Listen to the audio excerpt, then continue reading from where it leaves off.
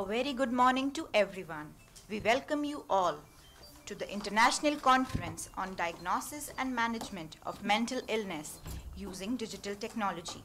It's my privilege to invite Dr. S.D. Gupta, Chairman, IIHMR University, Dr. Pankaj Gupta, President, IIHMR University, Professor Vimal Sharma, University of Chester, and Professor Thomas G. Schultz, Secretary of Scientific Sections, World Psychiatric Association, and Dr. Ashok Kaushik, Dean Academics, IIHMR University, to kindly take their seats on the dais. We'll also be shortly joined by two esteemed dignitaries, Dr. Afzal Javed and Dr. Roy Abraham, through Skype.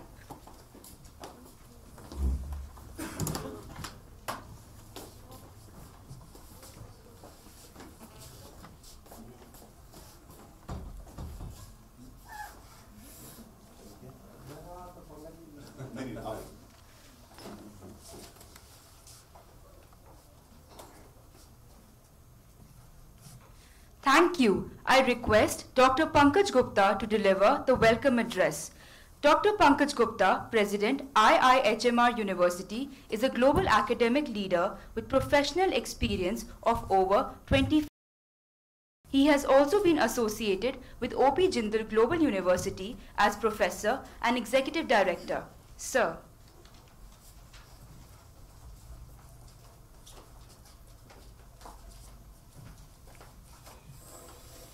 Very good morning, all of you, and I'd like to welcome all of you for this conference on mental health.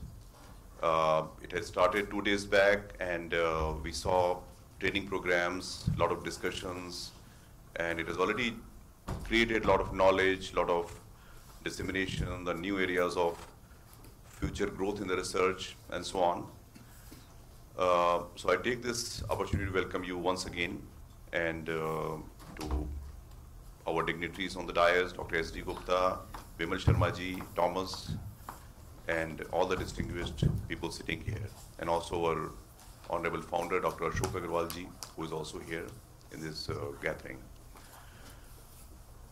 See, the issue of mental health, we all know how important it is, because the mental health also decides about the physical health. One side is the clinical part, which you all know. A lot of research is anyway taking place. I was talking to Thomas yesterday, and the whole issues of epigenetics and the different treatments, they all are going on. So all this research will go on, and we need to handle it. Even the WHO has mentioned is like an epidemic, and if we have to maintain the SDGs, and to take the whole healthcare to the new level, we need to address this issue in a very meaningful way.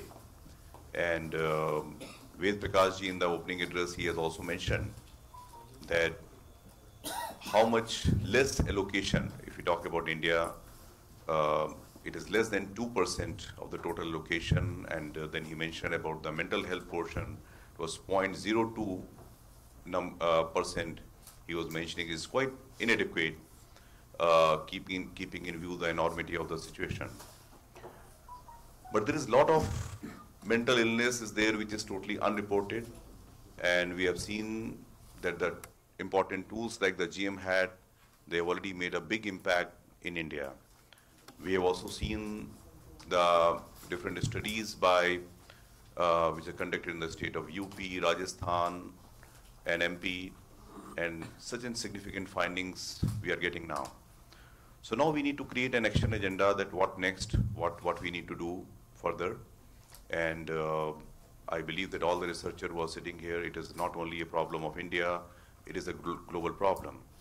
And we also saw different speakers and academic leaders who are here. We need to handle this in a very meaningful way.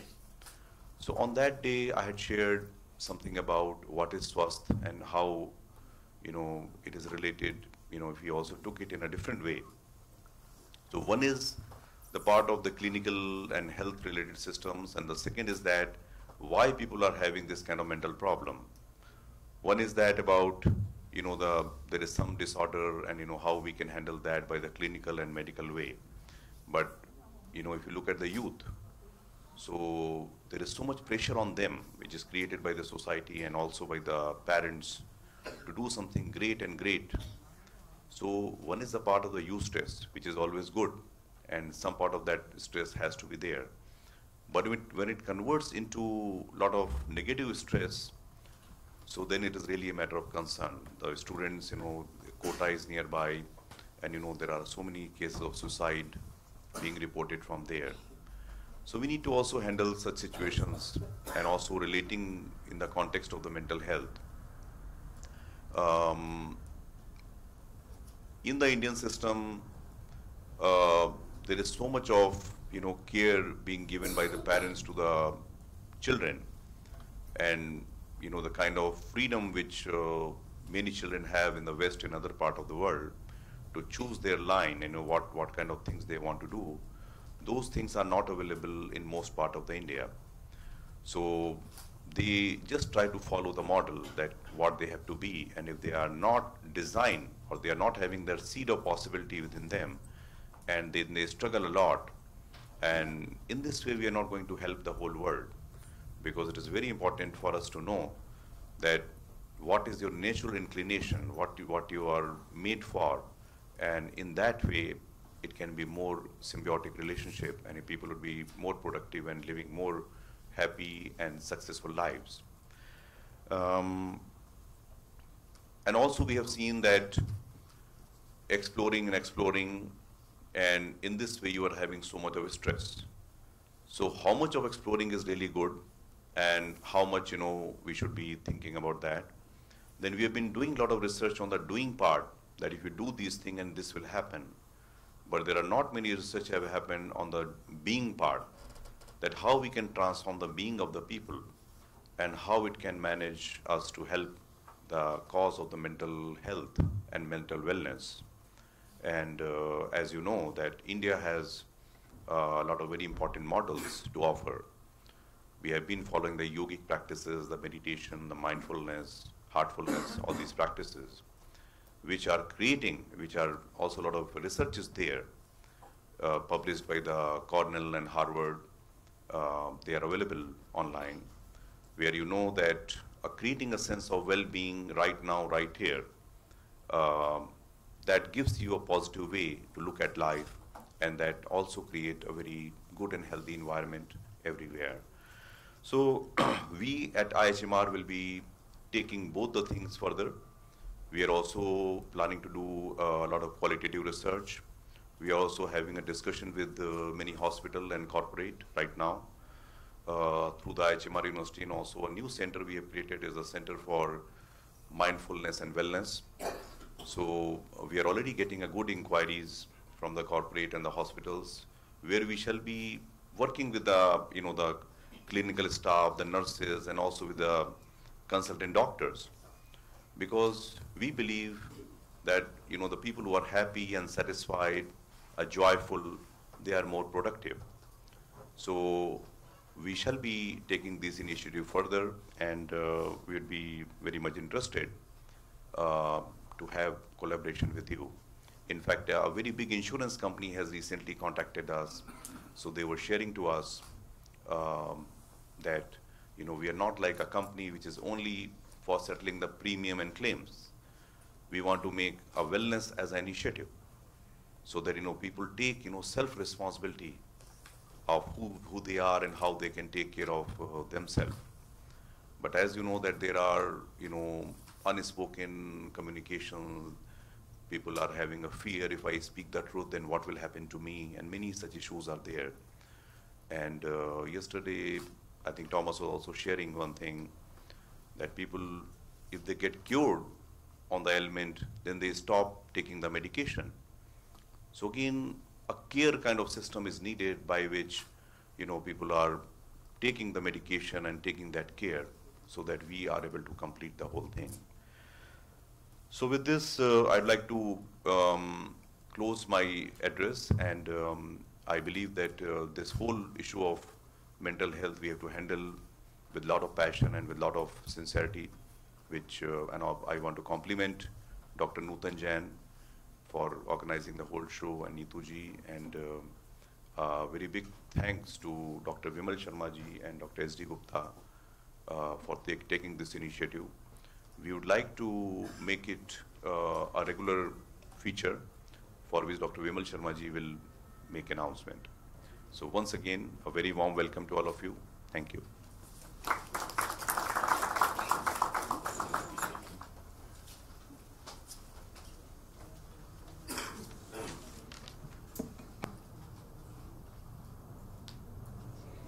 Thank you for your enlightening words, sir. I now request Professor Vimal Sharma to share the objectives of the conference. Professor Vimal Sharma is a professor of International Health Development, University of Chester, and consultant psychiatrist. He has done his MBBS from SMS Medical College, Jaipur, and MD from PGI, Chandigarh. We welcome you, sir.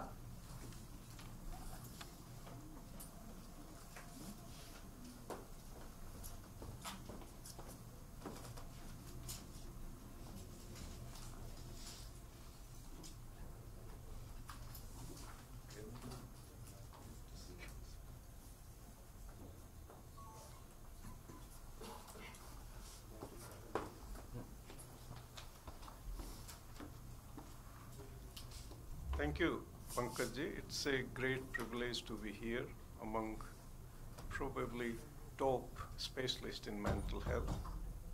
And it's not just mental health.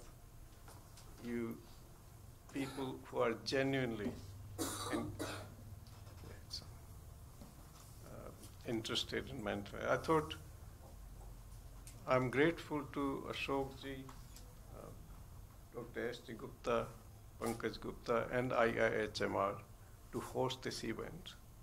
But this event was in collaboration with multitude of organizations, starting from WPA, and I'm delighted that Thomas is here, Anshuman, it's a rural section, rural mental health section of WPA who took initiative. We had Anshuman Pant, Professor Malik couldn't really come. But then University of Chester joined in, where I work. Unfortunately, Angela was sick this morning, so she couldn't really join.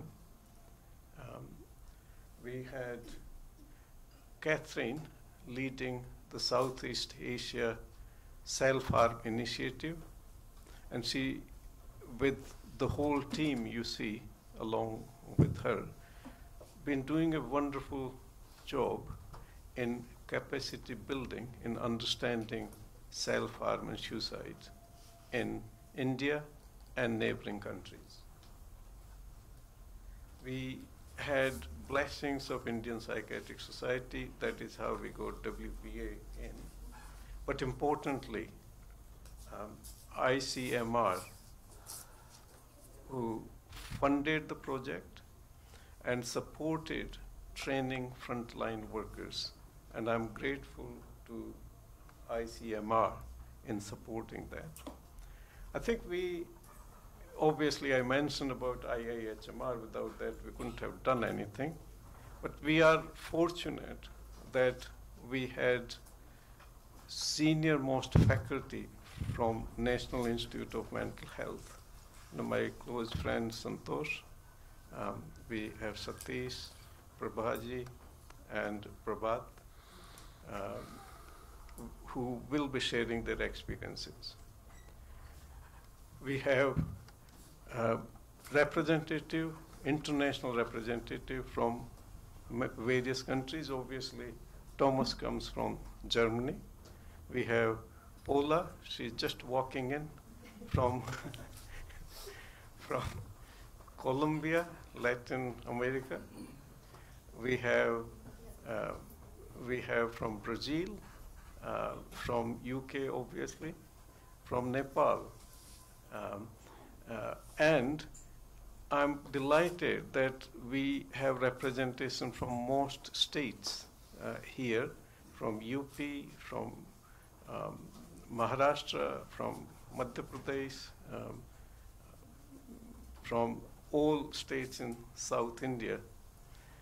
And I think this is a unique combination of people, experts. Now I call experts because some of us have experience of providing services in mental health, but experts of life, which I think is more important to let us know what is required to assist them. And I think this is the reason why in the whole program we included all aspects of mental health. That includes promoting and improving mental health. And Pankaj ji has taken lead in mindfulness and other aspects which prevents stress, reduces possibly incidence of mental health problems. But more importantly, organizations, many of you represent non-governmental organizations who I suspect do the real work in the community, who do really care for the community. And I admire your work. And what we wish to achieve by these 3 days gathering, you may call conference, meetings, training sessions, or whatever. But I think the more important thing was involving everyone in thinking together how we can work out to improve the well-being of communities wherever we live in the world. How can we share the skills we got, empower other people so that they can utilize those skills in day-to-day life in dealing with people? How we can improve our understanding. I think sometimes when we reach at certain level, we begin to think that we know it all. In fact, based on my experience, I feel, and I genuinely feel, I know nothing about mental health problems. And I think it's a lifelong learning from others who are not expert in mental health problems. And I think to improve our understanding, to find the truth, we have to get on with what you call research. And research is just a way to find the truth. I think it is important that all of you and many other organizations are producing and doing excellent work. The problem we have is that they tend to work, or all of us tend to work in isolation. And I think sometimes we are so possessive of our territories that I don't know whether we feel threatened that, oh, other person is doing a better job. If other person is doing a better job, I think probably one has to appreciate that and join in. And I think collectively we can achieve much more than working in isolation. And I think in last 3 days, I was delighted that the interaction was so intense from different groups. And there was a sense of purpose that perhaps working together will be much, much better. And I think the important thing is that could we have meaningful discussions and an action which produces some useful activity. I think I'm not going to hijack Dr. Gupta's talk because I'm sure he will be talking about the magnitude of problems and all this. But at least we can see the population distribution. Population distribution. You know, India is just behind China, and my prediction is it will overtake China probably in every respect in another 10 to 20 years. Now, for such a huge population, vast majority in our country still live in rural areas. The urban population is increasing quite rapidly. And resources, if you look at, I thought I'll just quickly put that, is that I work in the UK, and we have about 18 psychiatrists per 100,000 population. 18. And colleagues who are here from UK would say that we complain every day that we need more. And sometimes we come here and encourage people to come to UK. Now, look at our country. Here we have about 1/3 of psychiatrists per 100,000 population. And there are countries where there is hardly any psychiatrist. I think psychiatrists can't provide anything. And this is a classical example. Having 18 psychiatrists per 100,000 population, still they can't really deal with the problems. That shows that we have to think differently. And I think we have our colleagues from National Institute of Mental Health, and I'm sure some of them were involved in national survey in 15 and 16. And that showed, I think, the true prevalence of mental illness. Often we say 25% or 20%, but in that survey it was about 10% of the population who had mental illnesses that requires help and care. And that applied to all states. Rajasthan was actually right in the middle. And this is from their report's quote, so this is not mine, and says that unless you involve grassroots levels, nothing will change. And I think this is what we have been trying to do in the last 2-3 years. 2-3 days, sorry. Slip of tongue.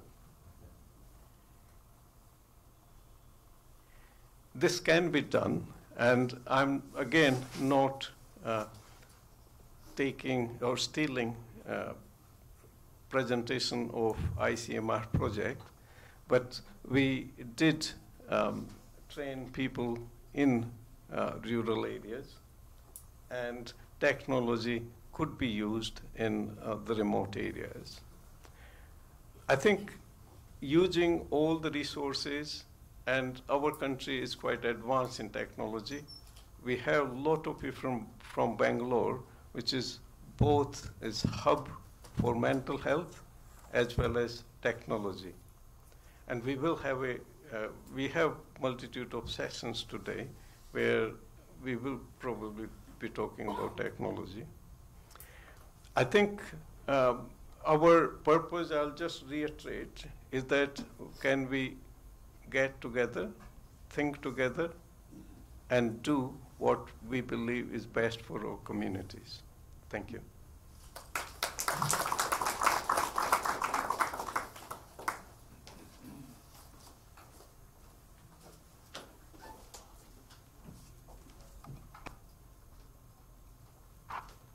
Thank you, sir, for your words of wisdom. May I now request Professor Thomas G. Schulz to kindly address the audience. Professor Thomas G. Schulz is Secretary for Scientific Sections, World Psychiatric Association. We welcome you, sir.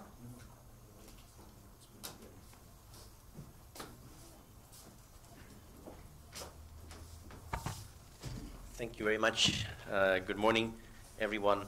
So I understand that I am sort of stepping in for my dear colleagues and friends Afzal Javed, the President-elect of the World Psychiatric Association, and Roy Kalevayali, the Secretary General of the World Psychiatric Association, who unfortunately cannot make it through Skype today because of some technical problems. My name is Thomas Schulze. I'm the WPA Secretary for Scientific Sections, so I'm also a member of the Executive Committee. And on behalf of the WPA, on behalf of my colleagues on the Executive Committee, I would like to extend greetings. This is, I said this 2 days ago, this is a very important meeting. This is a very important meeting. My colleagues who cannot be here today and I, they very much liked this meeting when it was presented as a proposal, because when we get these applications, we discuss the value of these proposals, and we really liked this proposal. It was something spot on when it comes to our mission. You may want to check out the action plan of the WPA, and we talk about vulnerable populations, and that's what this meeting is all about vulnerable populations in all parts of the world, but here you have a focus on a very important part of the world, on Southeast Asia. So it's perfectly in line with our mission. What is the WPA? The WPA is an umbrella organization, basically, of the numbers are always shifting. It's 140 member societies right now. So it's really spanning the globe. We also have 72 scientific sections. The section on rural mental health being one of them, being actually a very active one, as we can see today. People always ask us, what does WPA have a lot of money, and can WPA fund things? You know, it's always the million-dollar question. We would like to be in a position where we can fund a lot of things. At that point, we are more or less a platform. But we are developing programs, and we are partnering with NGOs, initiatives. You may have heard of the initiative Cities Rise.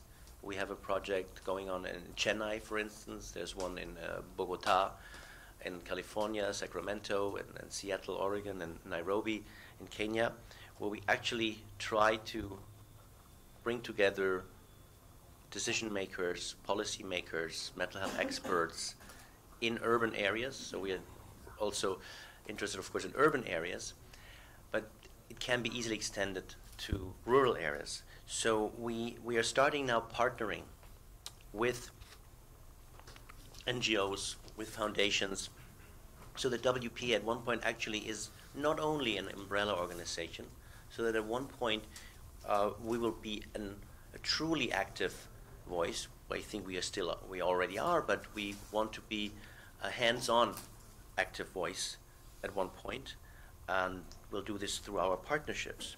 So I think WPA right now, we are really, what we are is you know, is all of us. Our wealth is the people that do something within the framework of WPA, and I think we offer a platform where your ideas can flourish, can come to fruition, and we offer platforms to connect. As I said 2 days ago, we have our fancy World Congresses. We need them. These are places where we generate some money, where of course we meet also with big companies, and you know, where people come together. We need these, no doubt about that. But I definitely think that the heart of WPA, the heart of our work, the heart of our mission can be seen here. This is a platform, this is a place where we connect. We witness that here. We have been witnessing this for the last 2 days. It's a very diverse crowd. And yesterday we had a nice discussion talking about how to make sure that people stay at a meeting.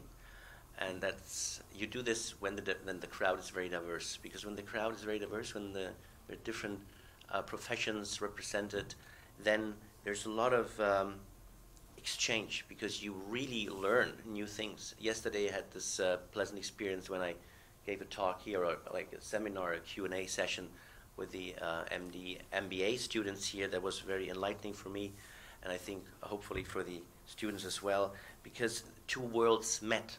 And this is actually, here not only two worlds meet, here many worlds meet. So this is really the beauty of this conference. So that's why I'm very happy to be here. It's sharing of hands-on experience, and we are discussing future projects, and I think many projects have already been, have taken off or are about to take off based on this meeting here today. So I would like to ask each and everyone to consider holding similar meetings wherever you are, on whatever topic you think is important. This is basically what ultimately strengthens our goal, our mission, which is bringing knowledge about mental health and how to achieve mental health in each and every corner of the world. With this, I would like to thank you very much again on behalf of WPA. Thank you very much.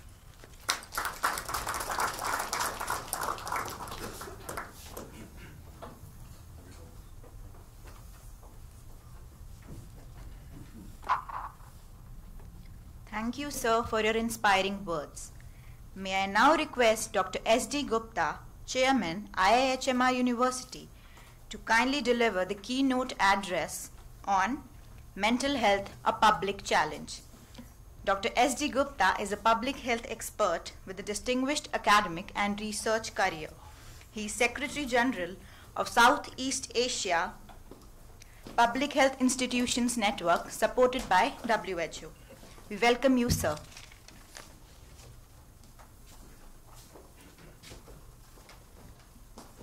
Good morning. I'm back again. I wish to welcome you all again, all our distinguished friends from Chester University, from NIMANS, from WPA, from SASHI, and various institutions in India, from various states. Very especially Dr. Babu, who comes from ICMR. Why special? Because he generated my interest in mental health and provoked me to see whether can we make mental health care a reality in the village communities.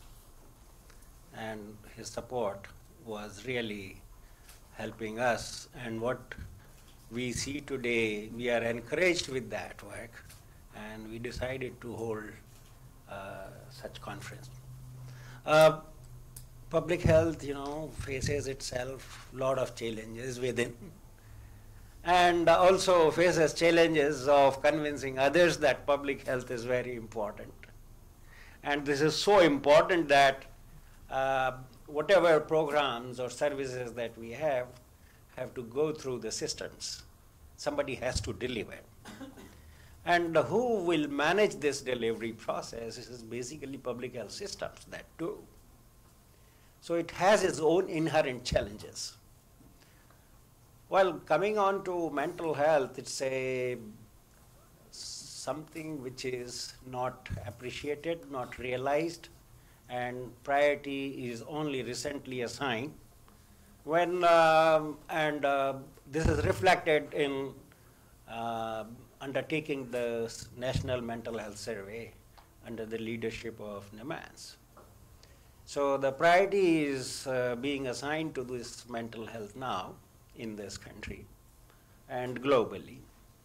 Can we have the next slide? I think we all know this definition. And way back in 1948, this is how the health was defined: a state of physical, mental, and social well-being, not merely the absence of disease or infirmity. So for last, I would say 70 years or so, we have focused only one component of this, that is physical health. The entire world, while defining health, people are talking about physical health, the disease. Diseases should be treated, cured, and people should be disease-free.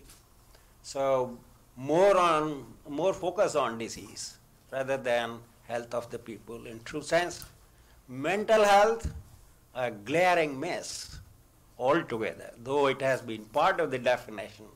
Probably, I would say this WPA or Indian Psychiatry Association or stalwarts like Dr. Vimal Sharma and others perhaps could not do great advocacy for mental health among the politicians and policymakers.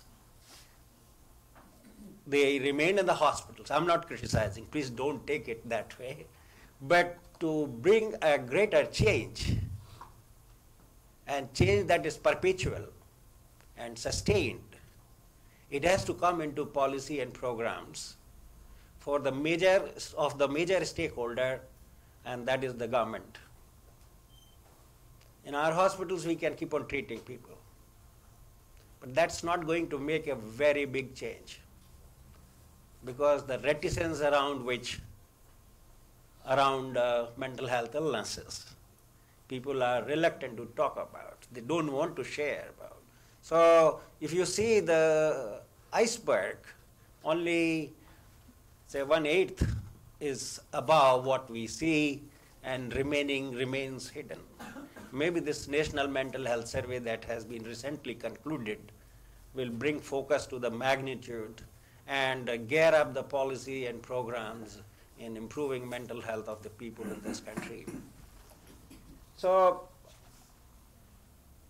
what this spiritual health is a new dimension added to, and fortunately we have now a person in our university that talks about mindfulness and spirituality. So maybe he will be able to add more to the definition of health, but usefully, so that it is operational definition. It is not operational definition, it is conceptual definition. So the concepts do not work if they cannot be operationalized. So we need to have something operational, and the operational tool is policy. And unless it gets into policy, it cannot come into the programs. So we have a huge agenda ahead of us. Can we have the next slide? Now, I'm not going to go into the statistics. And a lot of data is now available through National Mental Health Survey, and a lot of literature I have seen, and the mental health problems are significantly affecting people. There is no discrimination between urban and rural or ages, men and women. Maybe some differences, some inequities, but in general, the proportion of the population that suffers from various mental illnesses is quite high. 10% or 11% or 12%, it may be some number. But in a country like India, if you think what is 10%, it may be a population of a country of medium size. So a whole country having that problem, think about it. So that is the magnitude, and it has to be reasonably focused. This diagram, this graphics is very important, guiding force all through in the last 2 decades. What we had in 1990, this is based on the disability adjusted life years. That how many years are,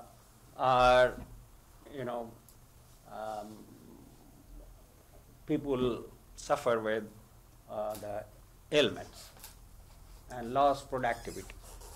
So in 90s, it was the lower respiratory tract infections, diarrhea, perinatal condition. So these were the top 3 conditions which had the highest disease burden, disability adjusted life years. If you see this green one, this totally changed. The bottom liners have become top liners. See, ischemic heart disease has gone on to the top. we see very importantly, and which has to be noted by everyone, by 2020, if not 2020 but 2025, the second most important cause of disease burden in this country will be mental illnesses, especially unipolar major depression. And then next comes road traffic accidents. And then you will see this cerebrovascular disease and all that. But see, road traffic accidents have gone onto the third rank, depression has gone onto the second rank, and the ischemic has gone from fifth to first rank. So what has happened in so we are reaching 2020 next year. We are likely to see this scenario. We are already seeing this scenario. So are we ready to deal with this situation? The demographic transition that has taken place, health transition that has taken place, economic transition is taking place, the market economies are evolving, the lifestyles are changing. So in that wake, we need to really position ourselves to deal with this important second major cause of disease burden in developing countries, and more so in India. Next, please. Now, this is a very interesting analysis I did very recently to make understand the policymakers that why mental health is important. And I was writing a document on financing of healthcare in India. This was Prime Minister's Economic Advisory Council that asked for it. So how to make a point to them? They understand only financial terms. And how much is the allocation for mental health disorders? So let me explain this. This is a Pareto analysis. And in order to improve the allocative efficiency, we need to identify where we should invest our money to see change. So this particular diagram shows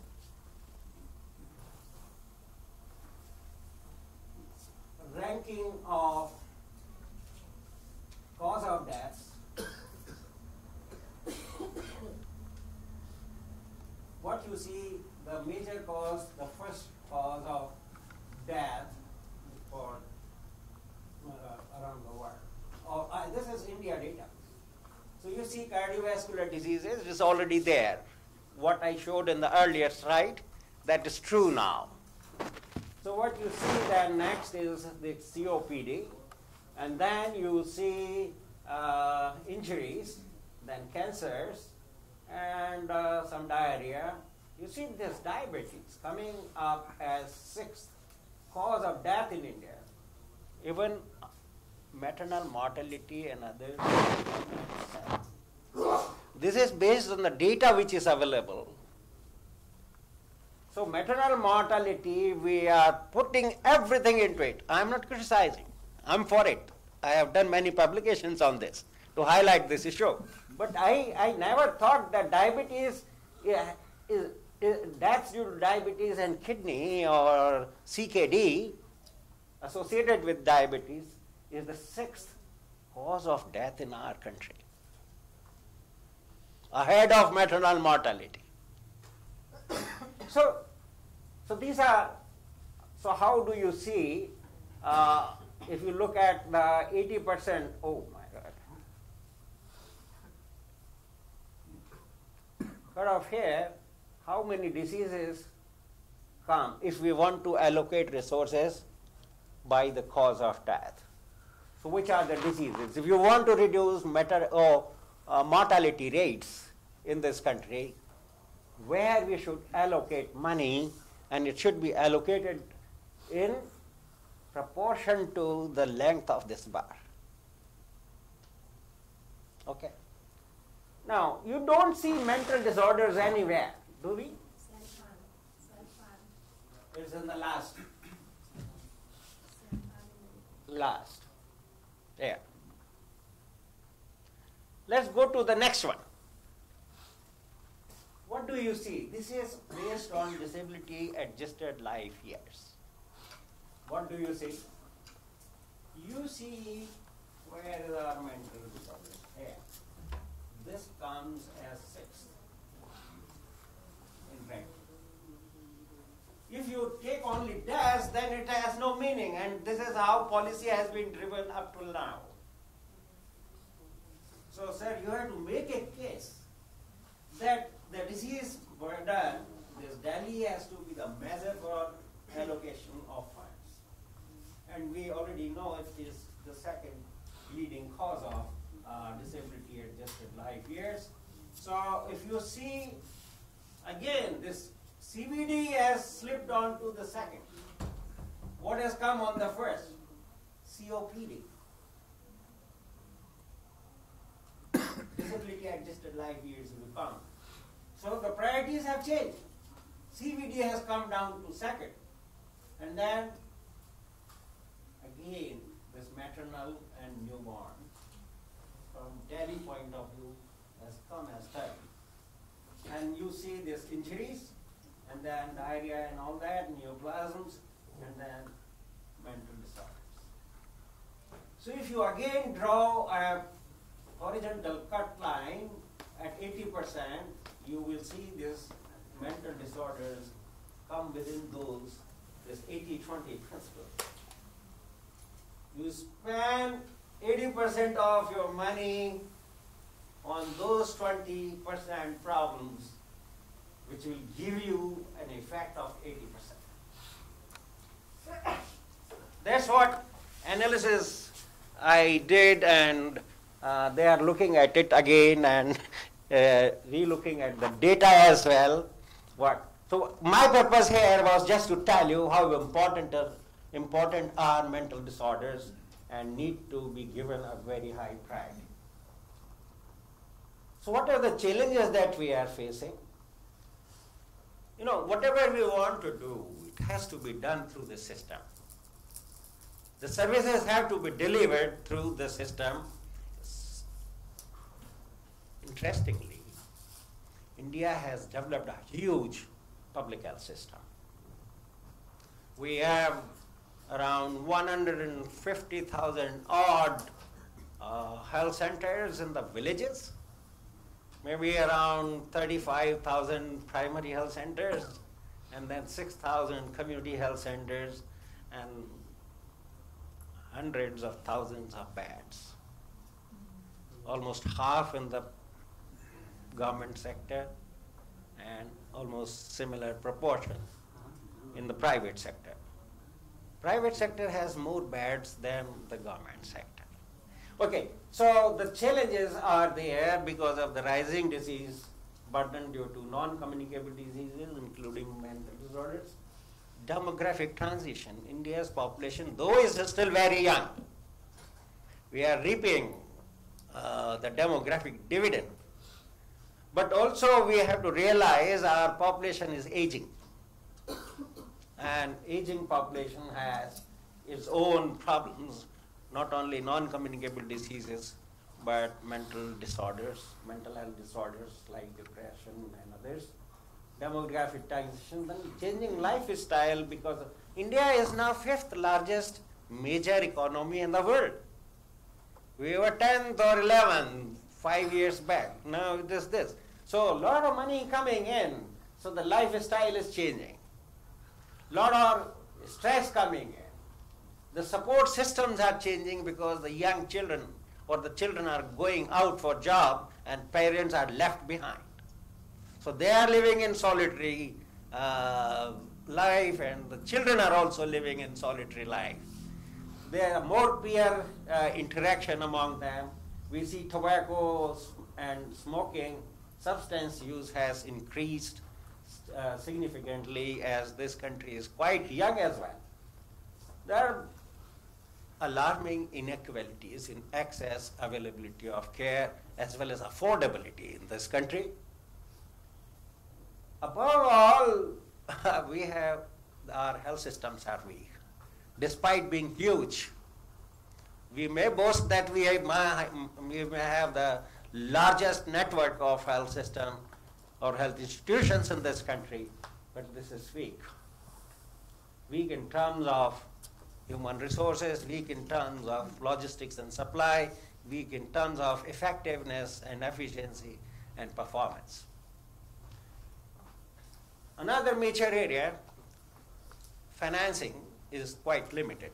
As somebody was pointing out, only 1.1% of the GDP is the government health expenditure on health.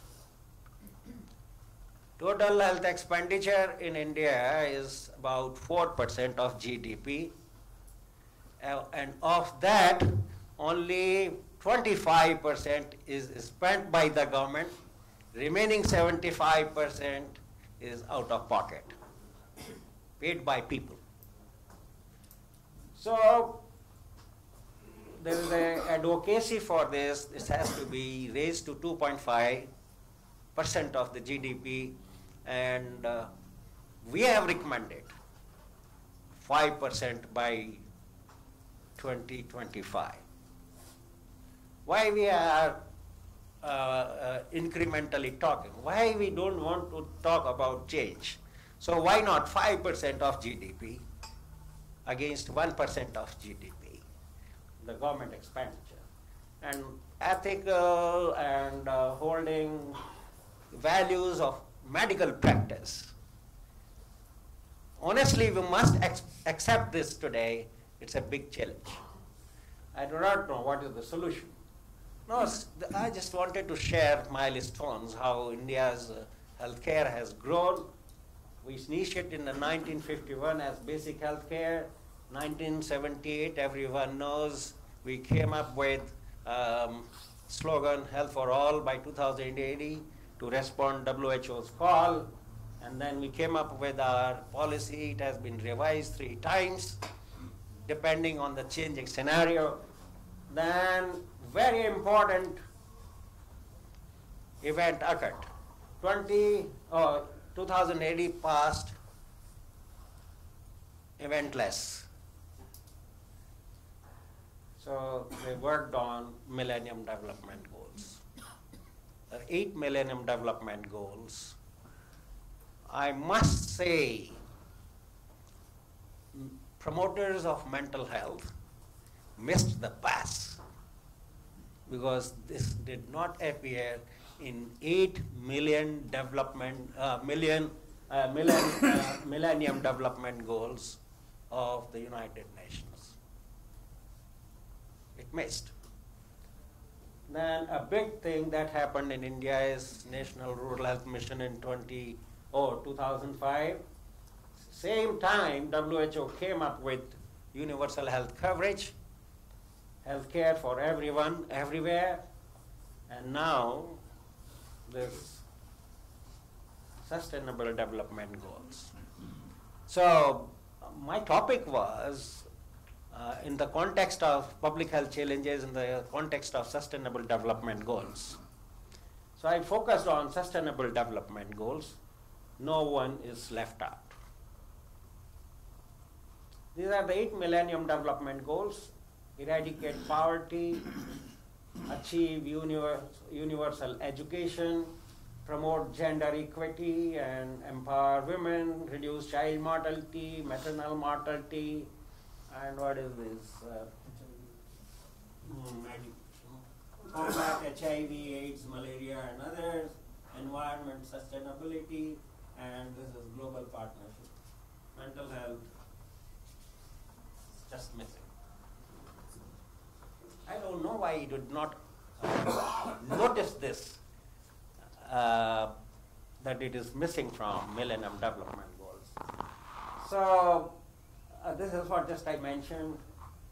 Now, 2015 was the cutoff year for achieving Millennium Development Goals.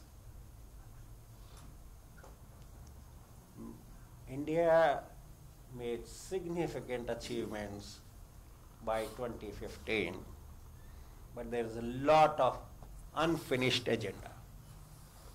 And there are new agenda.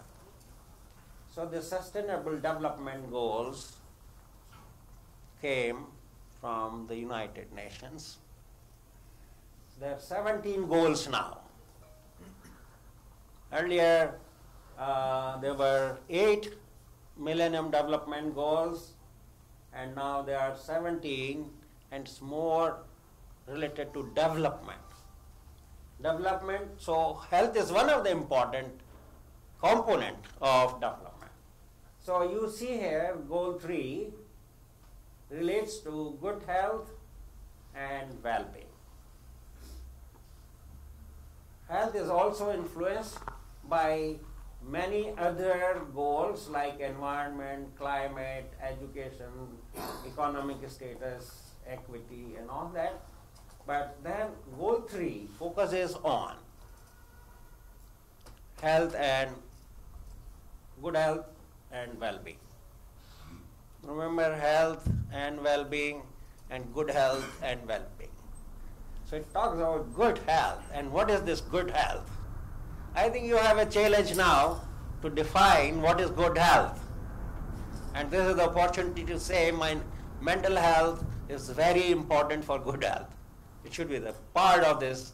So it is the time when we should make a pitch for it. So this is the goal 3.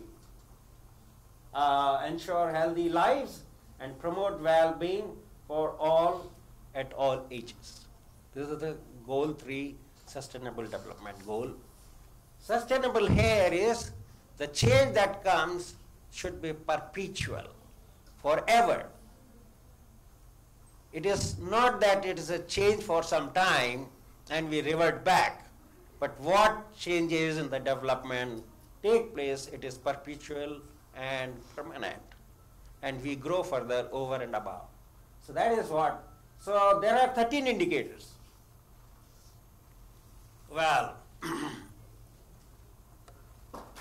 I know it will not be easy to read this from your side, but this says, so 3.8 is universal health coverage and talks about what we have talked just now. Healthcare services and access to safe, effective, quality, and affordable essential medicines and vaccines for all. It talks about substance 3.5. Only thing which is monitored in Sustainable Development Goals with regard to mental health is 6. Which we get substances. To strengthen prevention and treatment of substance use, substance abuse, including narcotic drug abuse and harmful use of alcohol. And there is some mention of tobacco. These are the only 2 components of mental health that have been. And remember, things do not happen if they are not monitored. So we are talking about many things, but not about mental health, even in sustainable. But let us use this opportunity further define what do you mean by good health. Mental health is critical for good health. So this is all. So how do we do this? That is a public health challenge, and for you all. You treat those who come to you. And we as public health professionals try to reach out people who need services. Now what do we do for this? We have a health system. Already this infrastructure exists. What we need to do then? We are facing 2 challenges these days in this country, and we are talking a lot about how to deliver services to deal with the non-communicable diseases, because we are shifting from traditional infectious diseases to these non-communicable diseases. And infrastructure was prepared for dealing with the diseases of 1990s. So it has to change now. So that's one. Second is, we have not been able to integrate that NCD into healthcare delivery. Still. So integration into the health delivery system is the key to promote and improve mental health, like NCDs, like any other NCDs. So let us leverage this idea of universal health coverage in the context of mental health, improving access. Are mental health care services accessible? No. We do not have a psychiatrist still at the district level. There's a huge shortage, Vimal was showing. Is it available? We have a first-hand experience of referring people from the villages in our project to hospital. And they came without any help, without getting any help over there. So there is a kind. So availability may be there, but it is not provided for. And then quality of care at affordable cost. And this financial protection is the second component, important dimension of universal health coverage.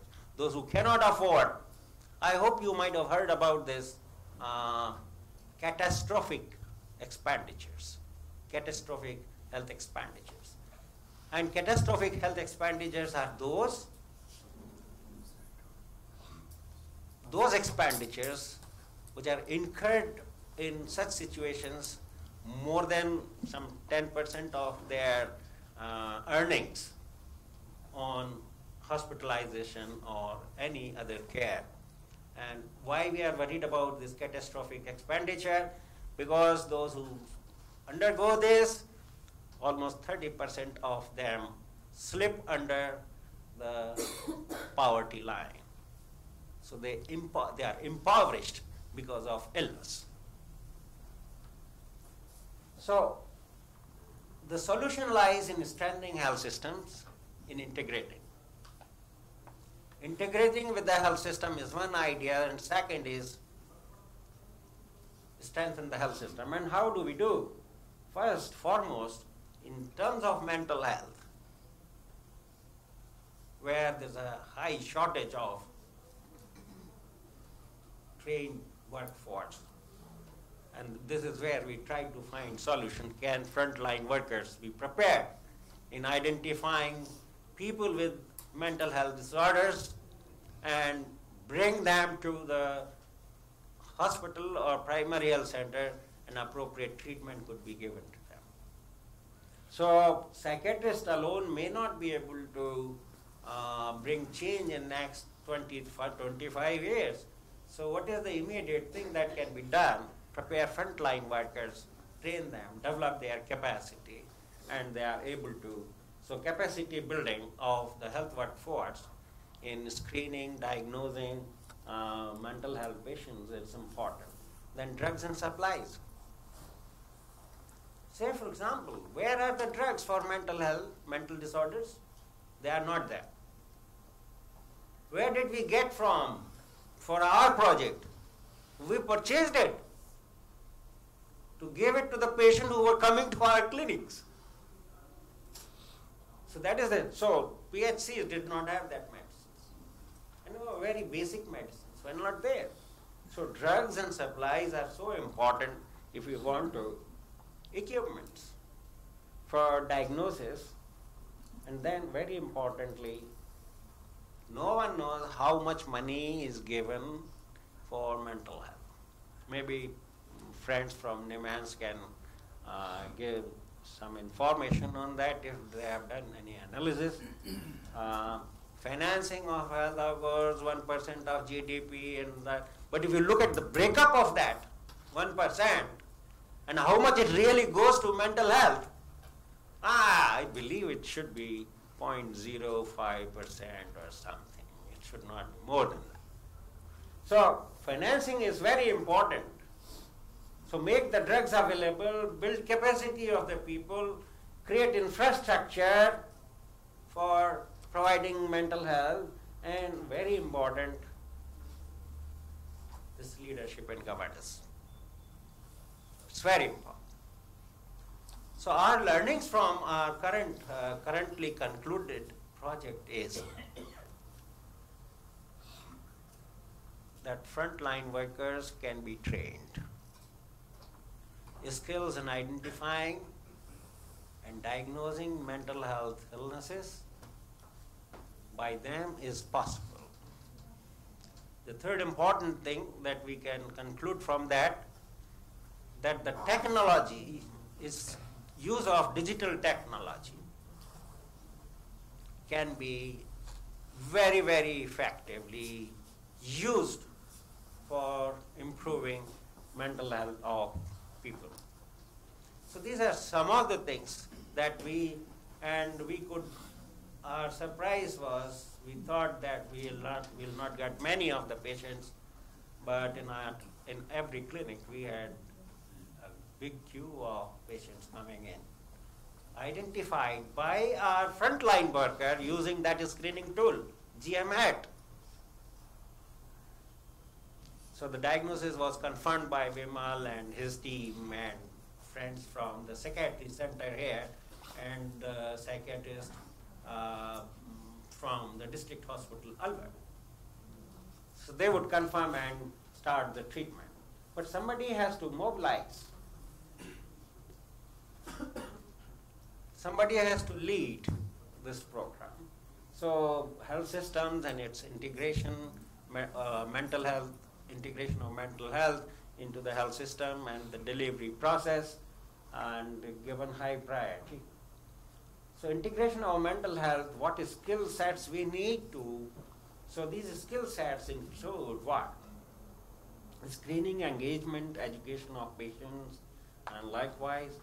So I believe in the national mental health programs, there is a separate provision for counselors at district level and in the hospitals, targeted in evidence-based psychological interventions, motivational, interviewing, behavior activation, problem solving, and interpersonal therapy, and then pharmacologic, the drug management, and then population-based, tracking of outcomes and quality improvement, and supervision and consultation. This is how these skills are necessary in the potential. So this can be done with the medical officers who are simply MBBS but can be trained. Then we can train frontline workers and then provide supervision and consultation to them to really build their capacity and handhold them. So these are some of the components which need to be integrated into the system. There's self-care support, care management, treatment targets, systematic caseload reviews, consultation, referral, case registry, and whoever is proven intervention strategies. This is something published very recently in PubMed, or journal which is referenced in PubMed. So these are what we really need to, if you want to really see, if you are talking about improving, you want that people have good health and well-being. Mental health is very important and it has to be integrated with the existing health system. Please do not think of parallel system. It has to be, and it should be, within the health system that access. So there's a lot many studies are being done by NIMANS, by IHMR, by ICMR, and many other. I see there is a list of people who are working at the community level. I think there's a further need to test these strategies of integrating with the health system and how do these work. I was toying with to launch up with ICMR if wherever the opportunity comes and the funding is available to start a national task force study on accessing mental health care at 5, 6, 7 sites in India, and further see whether the frontline workers can effectively provide mental health care. So thank you very much. It has become longish, but I knew the health minister is not coming, so I used his time as well.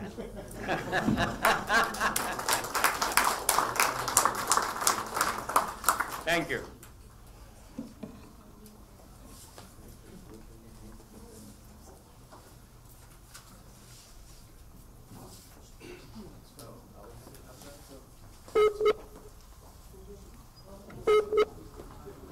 Thank you, sir, for your inspiring words. We are now joined by Dr. Afzal Javed, Secretary, World Psychiatric Association. He'll be soon joining us through Skype.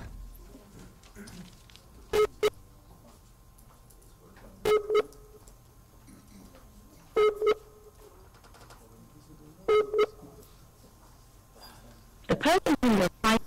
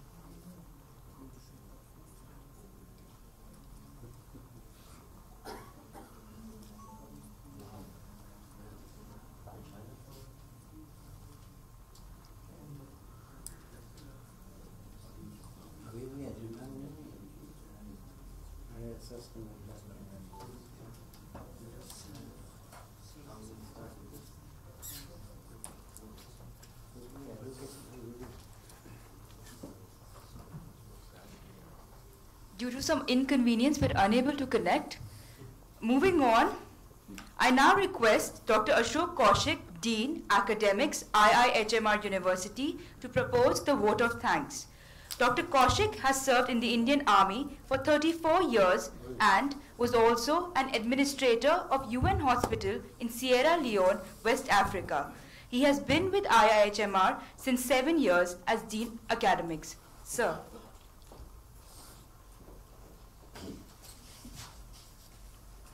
Good morning.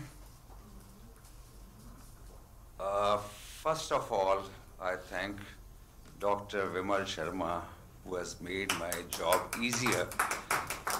We knew each and everyone personally. He was involved with the conference from the very beginning, and I could have missed few names or few organizations, but he has done my job. Thank you so much, sir.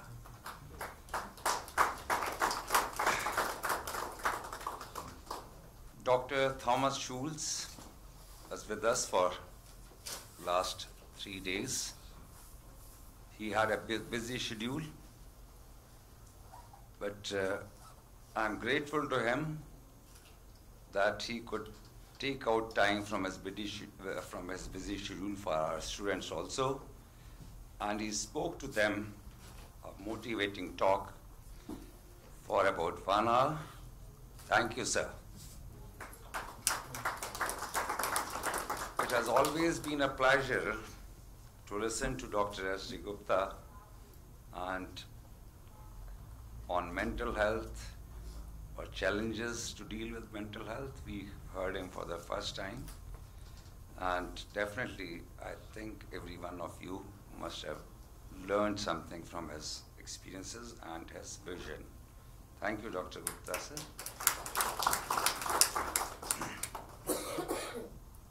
Dr. Pankaj Gupta, our president, very keen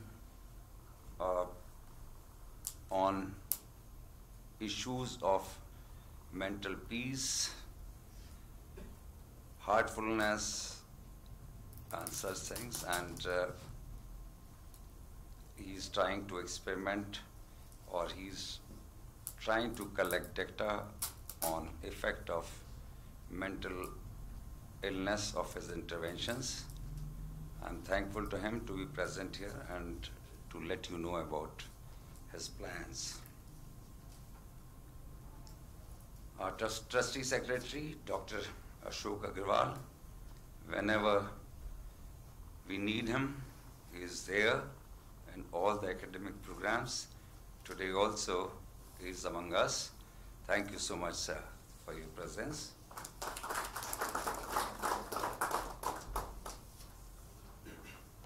Dr. Angela Simpson from University of Chester. She's not here because of her sickness, but she provided all the technical support for the conference. And again, I am thankful to her that although she was not well yesterday, but she also took out time and addressed her students for some time. And I was feeling that she was really breathless how she's managing herself. Dr. Katherine Robinson from Sashi. Sashi provided the funding support for this event. I'm thankful to them. Professor Chaturvedi and his team from NIMHANS. They are here for last 3 days, actively participating, actively guiding us. Pardon? Yesterday. First day, they arrived yesterday and took active part and guided us. I'm thankful to them. Then ICMR was with us for the conference from very beginning, and Dr. Babu, their representative, is here. I'm thankful to him. And then HCL and partner NGOs, I'm thankful to them for attending the program, and I hope they will take the message forward to the communities. Thank you. Thank you so much.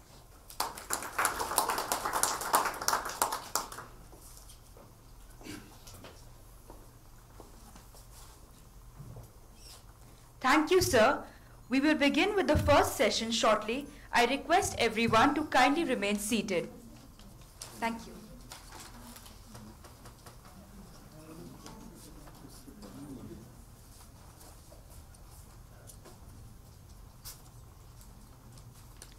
A very good morning and a warm welcome to you all.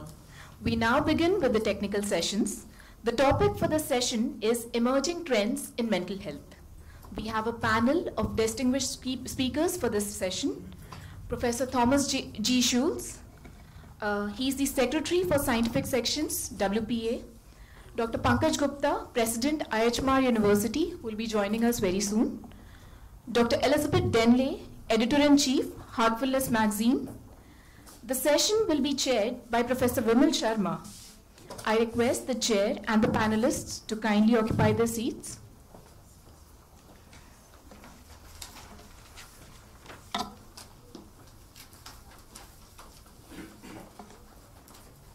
The chair for this session, Professor Vimal K. Sharma, is the Professor of International Health Development, University of Chester, and Consultant Psychiatrist, Early Intervention in Psychosis Services, NHS Trust, UK.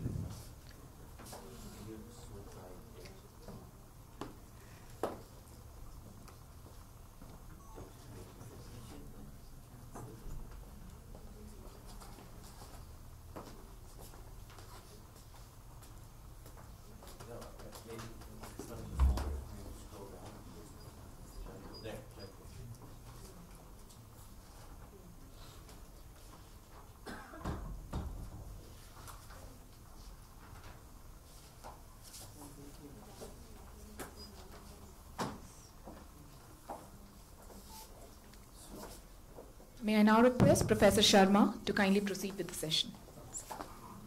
Well, I don't think I need to come to the mic. And what we wish to do on these sessions is to keep it interactive. So after presentation, we have more discussions from you people. And can I just say two things? One is that I'm a default chair. I'm not. Mr. Sani was supposed to be here, but unfortunately he couldn't make it. Can I, without wasting any time, and the other thing I would say that Lou Taylor couldn't make it. Therefore, we will have, hopefully, early tea. So can I, without wasting time, can I invite Thomas to talk about genetics? And I think right. Don't introduce me again. That's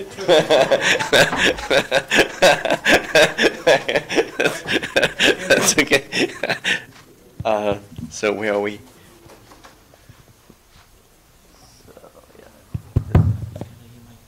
So this is now my home turf, genetics in mental health. I actually entitled the talk with precision medicine and mental health, because we had yesterday a couple of discussions surrounding this whole idea of precision medicine. I just want to give you a few ideas here about this field. So there are many names in my field, or many terms, psychedelic genetics, psychedelic genomics.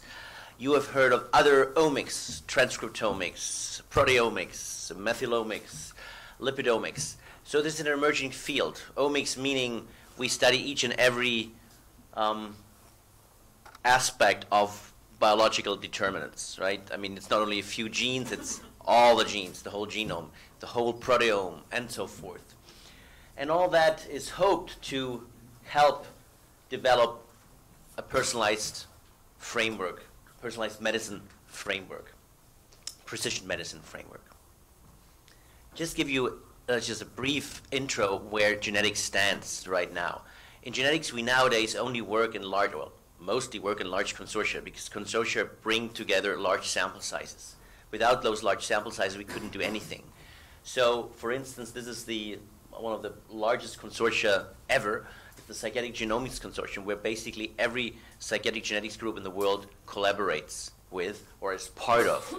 And because that consortium brings together researchers, hundreds, if not thousands, and great minds, resources, and with these resources and with the samples collected, we can come up with findings that for many years we thought would never come.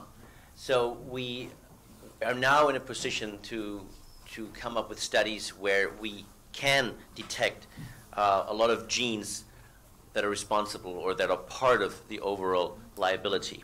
So this was in 2014. The Psychedelic Genomics Consortium published a paper in 36,000 cases and 113,000 controls, where we got 108 loci confirmed for schizophrenia. This number is now up, and soon the paper will come out. It's like more than 250. We are now this is what it looked back then. Just for those of you, most of you are not geneticists or not psychedelic geneticists, this lists the p-value. So normally you have this traditional p-value of 0.05 for significance, but as you test so many hypotheses, millions of, well, several hundreds of thousands of markers, you need to correct for that, and the corrected threshold for significance is here. That's the genome-wide level of significance, which is a p-value of 10 to the minus 8, basically, or below. And all these markers that are above that line are the ones that actually, well, make that. They make that significance level. They surpass that threshold. So these are these findings. And now we're seeing, with increasing sample sizes, more and more of findings popping up above that line. And we have that also now for depression. For many years, depression was really not so great, I mean, in terms of results for genetics, because sample sizes were small, and depression being very, very heterogeneous, we had a hard time getting any markers, any findings above that line. Now we have large sample sizes here as well, and we can see that we have now more than 40 loci identified for schizophrenia, for depression. The same actually holds true now for bipolar disorder. So where do we stand? Has psychiatric genetics delivered? Well, we did not get what we hoped for 3 decades ago. When I started 22 years ago, basically the idea was that we need to collect a few families, or maybe 100 families, and we would find the major genes, the few major genes, the 10, 20, 30 major genes that would drive the whole thing. That is the oligogenic model. We now know that that is not true. I mean, that doesn't make sense. I mean, this is not what psychiatric genetics or what the genetic liability to psychiatric illnesses looks like. So, but I think we have made tremendous progress because we have identified many loci now, and we also have a clear evidence of an involvement of rare genetic variation, such as copy number variants. We discussed this yesterday with some colleagues in intellectual disability. This has become also part of standardized screening now, copy number variants, so small duplications, deletions of chromosomal parts, especially for intellectual disability, autism. And now we also know there's some findings for schizophrenia. And that may in the future, for autism and so forth, it is already being used, but maybe in the future these things, all the findings that we have from these genome-wide association studies and the rare variants, they may end up in genetic testing approaches. And I think the most important aspect, or most important thing we've learned, is that there's a clear evidence of polygenicity. So it's not anymore the idea that there's a few genes, a handful or 10 or 20, that do play a role, but it's more a polygenic component. That also means that you will not be able to pinpoint the genes. It's not possible. It's more about networks, and we have to find those networks. But we can nowadays use the polygenic components. We can use all the information that we get from these samples and construct a score. And with that score, because it's based on huge samples, you can then test in a sample of maybe a few hundreds, where you have a special, specific hypothesis. You can test, do people with a high score for schizophrenia, a high score for autism, do they respond well or not so well to a medication, for instance? You use that this compound information from these large studies as one variable that you can use use it as a variable in any kind of study that you're interested in. So this is a major advance that we have seen over the past decade. So I think there are many novel leads that warrant downstream analyses, and people are following up on these findings. So we have all this, and I just think one thing is missing, and some people may call it a person-centered approach, and this is where personalized medicine really wants to go, but sometimes we just use it as a term, and it's really hard to implement. I would like to call it phenomics. I always, being a psychiatric geneticist, I would like to point out that I'm not a geneticist. I'm a psychiatrist, and being a psychiatrist, I also consider myself a clinician, and clinician means look at the phenotype, look at the clinical presentation, and this is still something that's lacking in our field, in the field of psychiatric genetics. So we are very much interested in the work I do in phenotypes. So for instance, we have looked at a very important phenotype that is not very often looked at lithium response. So lithium response in bipolar disorder, being a very, lithium being a very important drug and having a good response rate. I mean, 30% of the people, they really respond, but we don't know why. So this is a phenotype that is of interest to us. We, for the last 8 years, we have been working on this. We have now come up with an international consortium to study that. We published the first results in The Lancet 2 years ago, and we identified markers that when you put them when you look at the longitudinal study, or a study from a Veterans Affairs hospital in San Diego, we could take our findings and saw that those people that had 2 alleles of the response allele that we identified, they took longer time to relapse. So we identified something in a genome-wide association study in 2,500 individuals from all over the world, and then could, as a proof of concept, show that in another sample, those that had that genetic marker, that genetic marker of lithium response, that these are the ones that showed in a monotherapy over 50 months or so, they showed they were less likely, or they took longer to relapse. So this was a sort of a corroboration of our findings. But I would like to point out, this is preliminary. This is not a marker that you could at that point use for any, it doesn't have any clinical validity yet. But we continue that work, and we are now covering the world with our project. We are going to the second phase. We are applying for funding. We actually will start funding in Ethiopia, and actually in Sri Lanka, and in Peru. I secured some funding to collect samples for lithium genetic studies, so people will be phenotyped for lithium response. And we have a group in India, Smita Deshpande in Delhi. I hope that we can soon start recruitment there as well. So this is one phenotype that we are interested in, that is lithium response. And this consortium, this convergent consortium, Consortium Lithium Genetics, I think may be a resource for further studies. So for instance, this is just a detailed aspect, circadian aspects. You know, circadian aspects are, or circadianicity is a very important element of human life. Everything is circadian. Each and every cell has a circadian pattern. And we know that dysregulation of the circadian clock has been hypothesized to be involved in the pathophysiology of bipolar disorder, for instance. So we now want to see whether the findings that we have in our sample, that we can use our sample to show that. So what we did, and this is for you, you don't have to read that. I just want to point out what you can see here. So we used that measure that I just told you, this polygenic component, and we looked at all those genes. We put all those genes together that have something to do with circadian aspects. There are clock genes. And you can have different sets of clock genes, like a narrow set and a broader set. So we came up with several sets.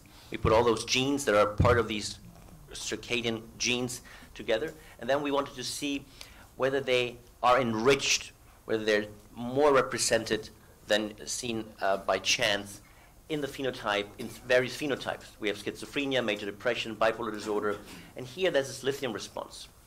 And this is the level of significance that you have to surpass. And we can see that it seems that from our studies, it shows that lithium response, or the circadian genes, are enriched in lithium response phenotype. They're not necessarily enriched in other effective, or in effective phenotypes like major depression, bipolar disorder per se. So there has been this notion that circadian genes do play a role in affective disorders, or even schizophrenia and psychiatric disorders in general. What we see based on our large samples, we see that this is actually more specific to lithium response. So this is something we have, and we actually replicated that in a totally independent sample. This is now right now in submission with a journal. So maybe circadianicity may be a future person-centered marker. So in future, you may use circadian aspects as something in your phenotypic characterization of patients. Another thing that is rarely overlooked in genetic studies is disease trajectories. We know that mental disorders, psychiatric disorders, differ in their course. But we typically lump them together in all those studies. We just say schizophrenia, bipolar disorder, and what have you. And we're not really paying attention to the course. And if you look at these different course patterns that you can see in your patients, you may as well think of these being different disorders. So there's a lot of heterogeneity right here, and we need to account for that. And that's what we do in a study right now that I've been working on in Germany for a few years, well, a couple of years now. It's a multi-site project where we recruited all over Germany and one site in Austria, patients with schizophrenia, bipolar disorder, and major depression. So it's a transdiagnostic approach. More than 1,300 patients now, 300 controls. We see them at 4 time points. We get DNA, RNA, serum, everything you want at each time point. So you can then do studies. That's the idea. Now the sample size is starting to getting large enough, so we can now start looking at biological determinants of course, for instance. And this is a very busy slide. It's very colorful. What I want to show you is that what we can do with this data set now, we can pull out disease trajectories. So here the time points, we see them. We can cluster them. We do a lot of fancy clustering methods, and we cluster them for the longitudinal course, or based on the longitudinal course. So we then have different clusters. And this is here for mania severity, but everything is factored in, all the variables that we have. So we cluster them in various domains. Then what we can do, we can pull out individuals from those clusters, and then we then can stratify them, maybe for those with, we add childhood trauma, for instance, and we can add the polygenic component. So we can pull out people from our data set that have a severe course or a more favorable course, and then we can add other factors like childhood trauma and high polygenic burden for a certain disorder. And that is where we now can move into more lab technologies and more lab procedures, because now we can say, okay, we have now a prototypical patient, prototypical of a very severe course with even high trauma load, and one that is doing much better, but they both have the same diagnosis. So why not take cells from that patient and from that patient, and now we have these technologies at hand, we can create these induced pluripotent stem cells, and we can create neurons and sort of mini brains, and that's called mini brains now, organoids. You can, it's still not like something you can do within a few days, right? It takes maybe a year or so to do that, but that's what we do. We want to go into these highly phenotyped samples and pull out or identify those patients that are of interest to us, because they display a very important phenotype, and maybe display we can contrast patients, and we can create these neurons out of their cells. So this is, and then we can test what's going on in the cell, in the mini brain that we can generate. Final point here, the importance of environment. So we all know that childhood trauma is an important factor in the development of mental illness. And we here did a study where we combined animal data with patient data. So we found that in early life stress patients, there's a certain microRNA downregulated, that's here. And in an animal model, we found exactly the same microRNA downregulated in the prefrontal cortex of mice. So this is where you can see how detailed human studies, or very fine-tuned phenotype-based studies, together with some systems medicines approaches and animal models, can really further our knowledge. So I would like to thank my team in Munich. Of course, that's the work, because I'm always traveling, the work someone else has to do. So, I thank them very much. And I would like to thank you very much for organizing this great conference, for having me. And Jaipur is really a gem. I discovered that over the last 2 years as well, 2 days as well. Thank you very much.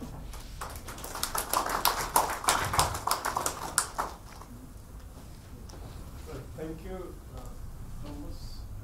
We could possibly take a couple of questions. Sure. I Yeah. could possibly start by saying that I think we will have a sort of contrast in this session from genetics. Oh, absolutely. To completely Yes.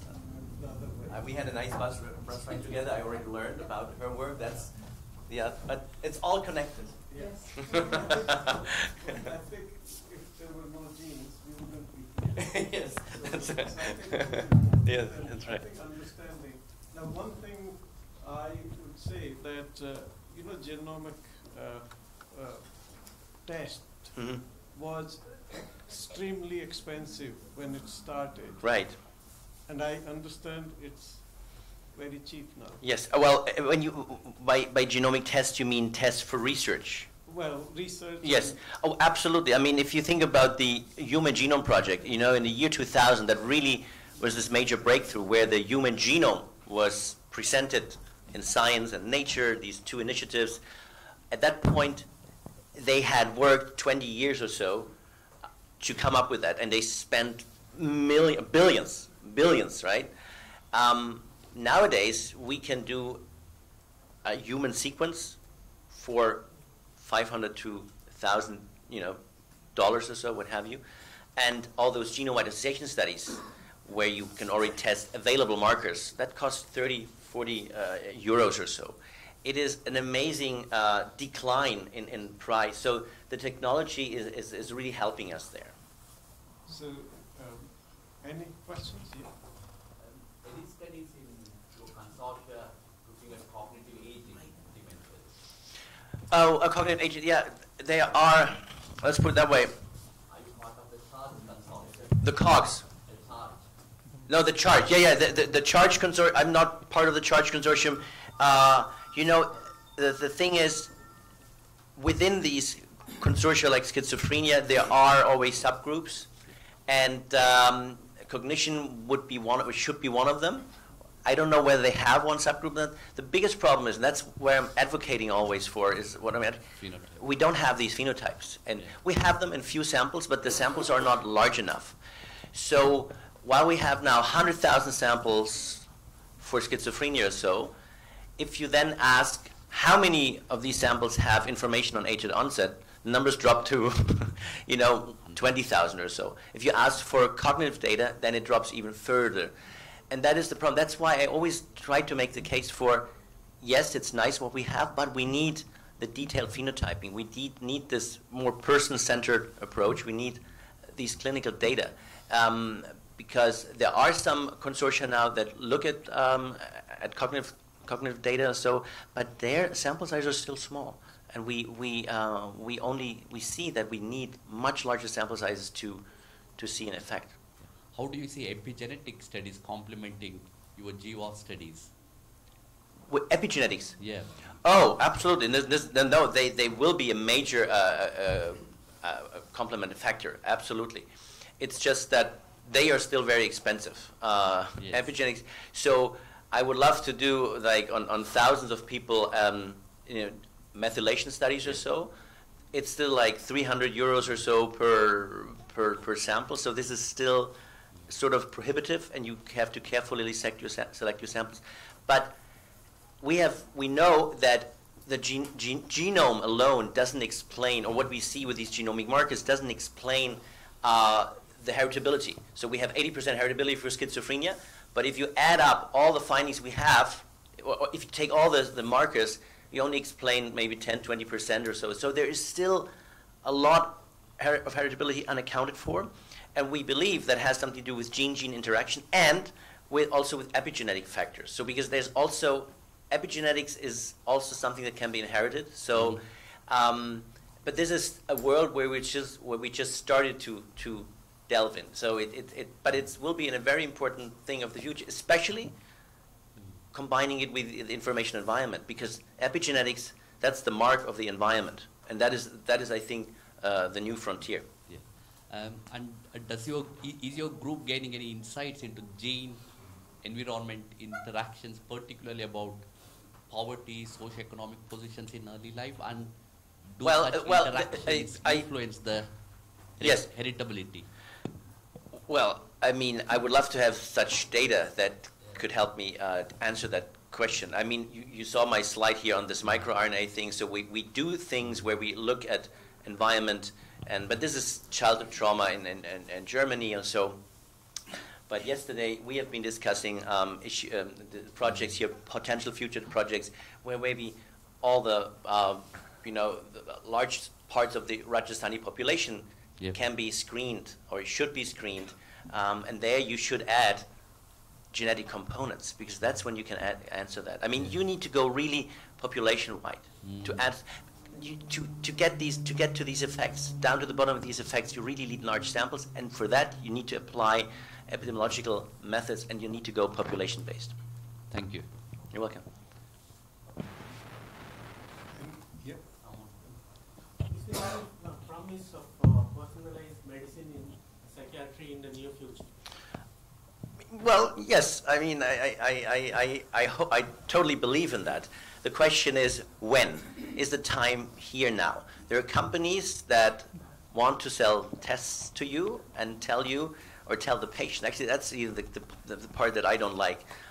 There is these pharmacogenetic tests being marketed to patients. They buy it over the counter, out of pocket, and then the test says, now go with that to your doctor. And then the idea being, you do a test, and then the doctor knows exactly which medication to give. Many of these tests that are now being marketed, and the FDA actually just recently issued a kind of a warning. They're not based on on large samples. They're sometimes based on one little study on 200 individuals, and the sample was sliced and diced, and they have a subgroup, and based on that subgroup, a test was developed, and companies make money on that.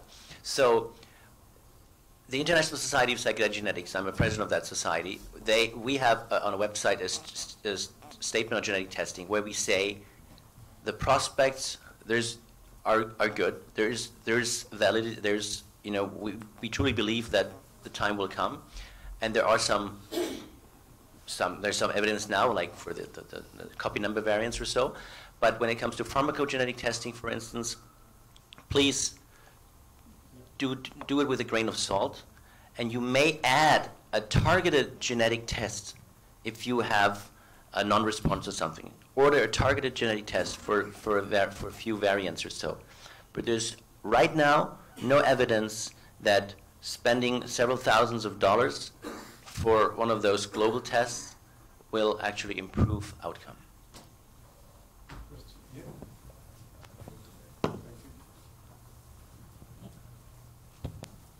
Sir, I would like to know whether your research is suggesting more of a biological determination of the psychiatric diseases? Oh, our research, psychiatric genetics has been going on for 100 years, basically. For 100 years, we have known that mental illnesses or psychiatric disorders have a strong genetic basis. We know the heritabilities from family studies, twin studies, adoption studies. We know the heritabilities for schizophrenia, bipolar disorder are in the range of 80%, depression 40%, autism 90%. So we know these numbers. We also know from the twin studies, you look at the concordance rates. We know that monozygotic twins show a concordance rates of 50% for schizophrenia. But now comes your point. It's only 50%.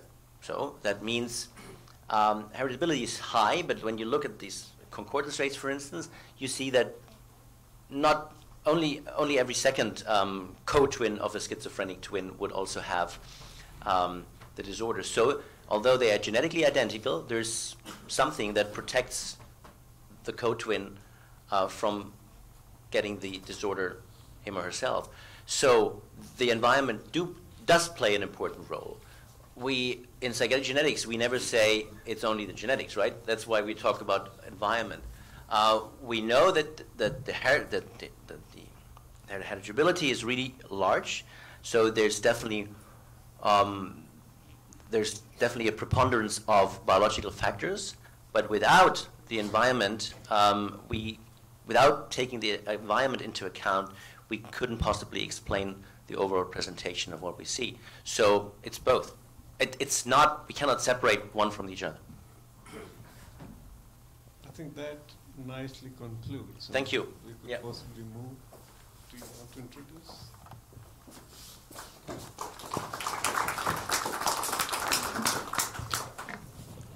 Our next speaker is Dr. Pankaj Gupta, President, IHMR University. He is a global academic leader with successful professional experience. That's fine, sir.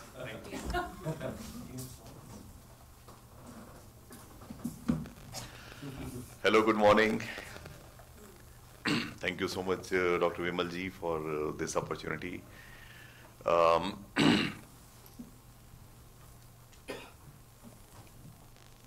See, one way is that we talk about mental health because the conference is also on the mental health and also on the well-being.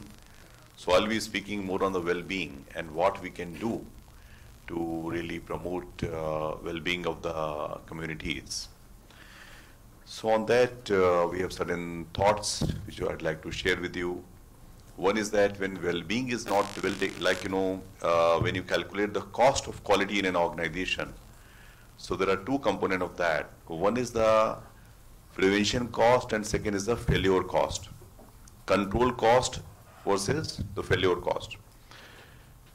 And when you talk about the control cost, they have two elements. One is prevention, second is appraisal. And the failure cost has two components. One is internal failure, another is the external failure. It has been seen that by the research, because I was earlier had my lot of background in the accounting and finance, and cost management, activity-based costing, and then I shifted to this whole domain. Certain things happen in my life, and then I spend a lot of time in meditation, mindfulness, and staying in the Himalayas. Okay.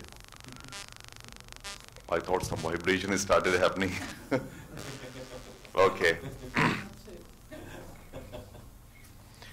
So, it has been seen that if you are not doing the control cost, managing it well, then the failure start happening.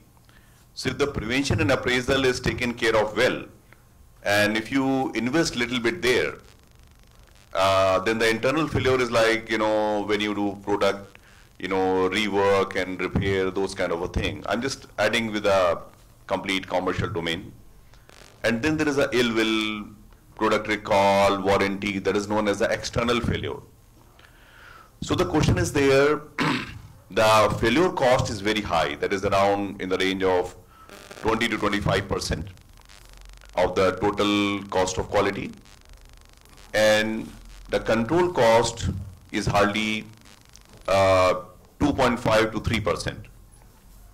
There are companies which are managing their cost pretty well, so they invest more in the control cost to bring down failure cost. And there are organizations which are using Six Sigma and other thing. They are managing, what is this? Can you please look into it? Are you doing something? Is it okay? I think it is down now. Because see, our mind is also like this. Because we are busy in this message, that message, WhatsApp, then in the earphone. We are also there like a honeybee all the time. So that is the reason we are also prone to a lot of mental illness. And we are running, and one day we go to the grave or to the samadhi, whatever you can say. So many times we do not know why we are running. Are we running in the right direction? Even if we get something, then also what we will do with that. So I'm going to come back to my topic, that when we talk about control cost, that means the prevention and appraisal, if they are done well, the possibility of the failure are very much minimized. And the companies which are following a Six Sigma approach, their cost of quality is less than 1%, like GE, American Express, Motorola, and so on. So the question, if you apply the same logic here, if you see that the mental health and the problem and the stress all the people are facing, we are treating the failure which already has happened. What are we doing to control that? What kind of prevention steps we are taking there?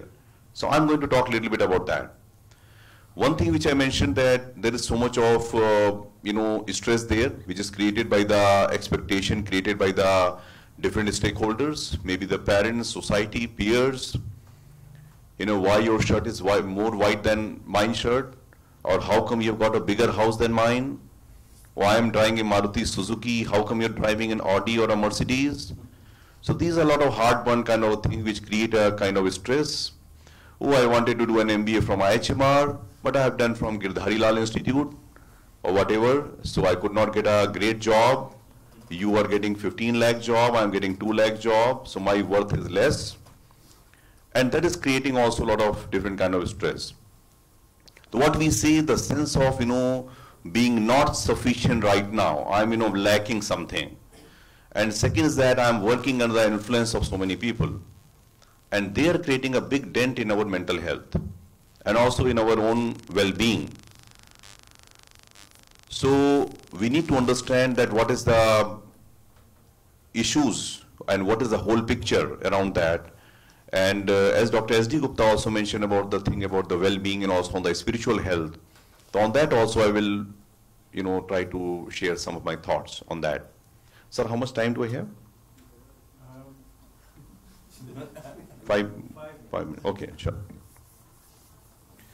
Because it is a topic very close to my heart, so I can talk very long time, but I just thought to take permission of the chair.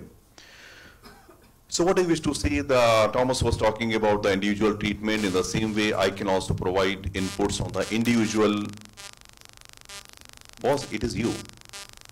Yeah, yeah. Can you please? Yeah, I'm very much right.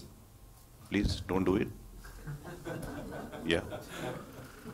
In the same way, I'm telling you, the real culprit is our ego that is creating mental health problem. Let me tell you, the desire of being somebody. I am currently nobody and I want to be somebody. Then I reach there, then I feel, oh, it is not good enough. Then I need to go somewhere here, higher and higher. So that is creating a lot of stress.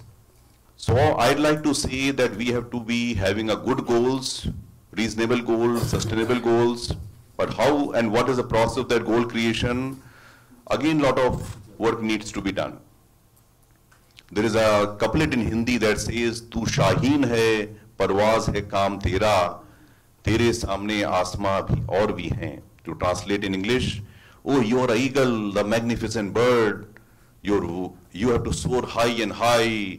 You have so many skies still unexplored.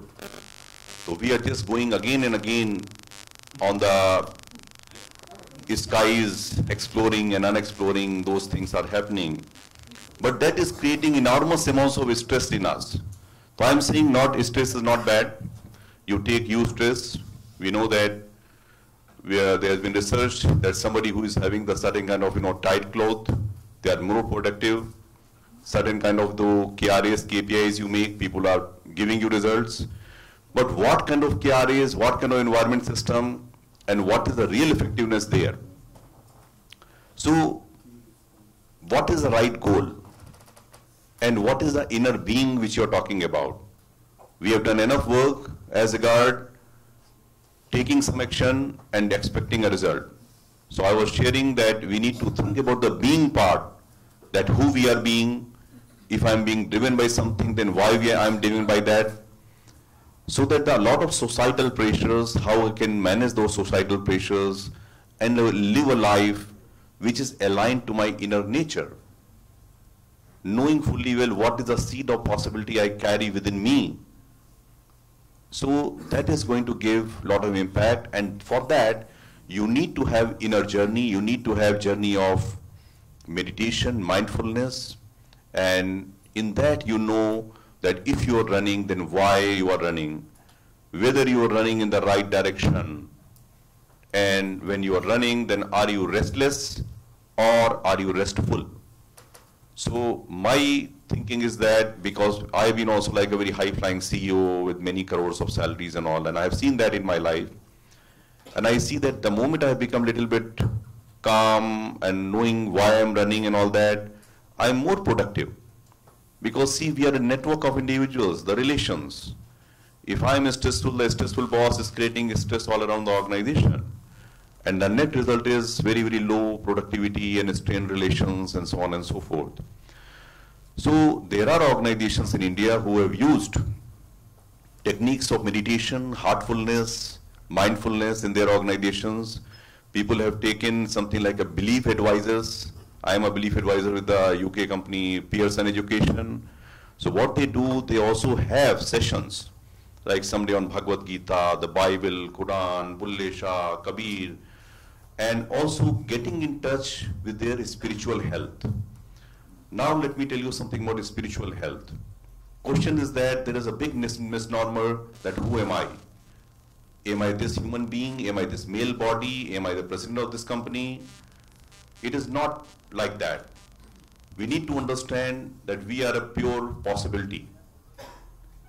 I'm not going into any religious thing, but we all know that all the different belief system says that there is some bigger power.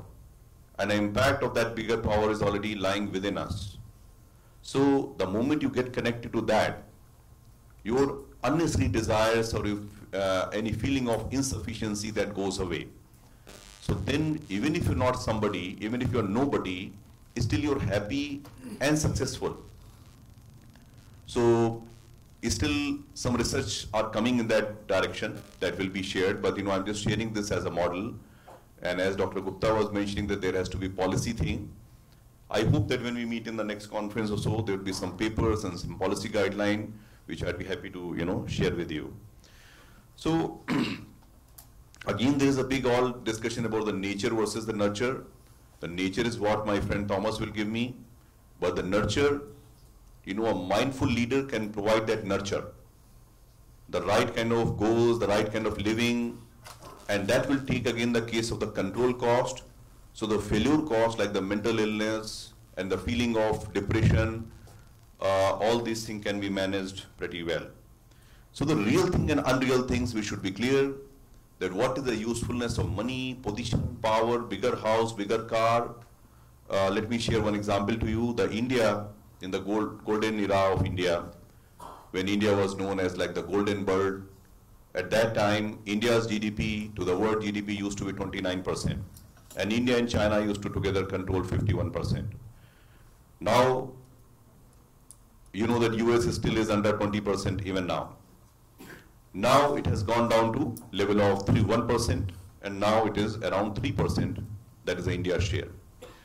And you'd be surprised to know when India had 29% share in the world GDP, at that time, what was the guiding philosophy of India towards money? They used to say, Gaudhan, Gazdhan, Bajdhan, or Ratan Dhan Khan, but Jab Aave Santosh Dhan, Sabdhan Dhuri Saman. To translate, you may have cow capital, elephant capital, the eagle capital, and so many precious stones, but when you have the satisfaction capital, then all these worldly wealth are useless. And when you had given that importance to money, then you had tons and tons of money, and now you're running money, money, money. Our photographer sir also says, for the photo, money, so people are not saying cheese, but money. So you see that so much importance is there, money, and where we are, only 3% at this moment. So there are a different way, the universe has a different logic. So we need to be clear what are our priorities and why. And also the spiritual way, when you know that you are not just a drop and you're not that ego, I'm not this. Because then what happens, you have some position and then you say, okay, my top dogs, sir, sir, sir. And underdogs, oh, you're not on this, oh, you should be doing like this. So again, it is a dimension of not being in proper spiritual health. Somebody who is in proper health, in that way, that person will know pretty well that Aham Brahmasmi Tattvamasi, that I am the same light and you are also the same light. So there will be much more harmony and love and lot of goodwill everywhere. And you know that the drop is only a drop, but if drop merges into the ocean, it becomes an ocean. So somebody who gets that knowledge and that insight, they're also much more happy and meaningful. So I can talk, but I'm just stopping, and I'd like to say that Swasth is Swa Me Sthit. That means being centered in yourself is the Swasth, is the happy and healthy. So what is Swa is your own inner being, that who you are. And who you are, once you know it well, there is nothing more to know. And then you know that what direction to go, what to do, and so on and so forth. But we are so much clouded by so many things that we are not able to see what is what. So therefore the inner journey is required, because we operate in the domain of I know that I know and I know that I don't know. But there is not much work being done that I do not know that I do not know. And those things and those possibilities can be nurtured once we also start not the external journey but also the inner journey. And that will be very useful for the whole society. So we are moving not from money but towards the meaning side, not for the success but for the significance. Because these things are very relative. Like somebody asked George Bernard Shaw, tell me, how's your wife? He said, in comparison to whose wife? So in the same way, how successful I am or how stressed or less stressed I am, again it is in comparison to everyone. So I believe that in addition to our research on the clinical side, we should also look at how to create happy societies, how to have the right goals, how to have the right nurturing, because everyone's journey is very different. So I'd like to share last 5 points very quickly, that these are some guidelines for living a happy and well-being life. The first part is, and this I learned recently from Shabnam ji when we had a discussion. So first is Shukran. Shukran means having a sense of gratitude. That is a very important thing for being happy and having a well-being life. Then second is Sabran. Sabran means sense of satisfaction that I've already shared, that Jab Aave Santosh Dhan, Sabdan Dhuri Saman. And third is Raza Me Razi. So Raza Me Razi means whatever is happening, take it gracefully. So it is easier said than done because we are not tuned that way, but there are possibilities towards that. Then there is something known as Mukhlis. Mukhlis means you become like a flute through which the things are happening and you are not creating undue resistance there. And the fifth point is Ikhlas. Ikhlas means you become that. And once you are that, you are just there. There is no feeling that I am superior to somebody or I am inferior to somebody. You are there. And therefore, these kind of things are really very, very important in building the right kind of a well-being state. And once you have that, you will see that, the cases of mental health and all will be very limited. So I would like to suggest that, and also a lot of scientific papers are there on EEG level, how this inner journey impacts the serotonin level and the dopamine level, and even in the epigenetics also there are studies around that how it has been impacted. So I do believe in addition to our research, we should also think about doing a research on the being part and also the nurture part, and how the right nurturing can help, reducing the cases of mental related problems and so on. So I once again thank Dr. Vimal Sharma ji for this opportunity. So thank you very much. Namaskar. Can we move to Elizabeth straight and then we can take questions? Yeah, I also wanted just one thing I wanted to inform that we are also organizing an international conference on global health and medical tourism with IIM Kozhikode and IHMR University Jaipur. So you will be getting a flyer, and maybe if you like to contribute a paper or something, you are more than welcome with that. Thank you. Thanks. My colleagues can distribute.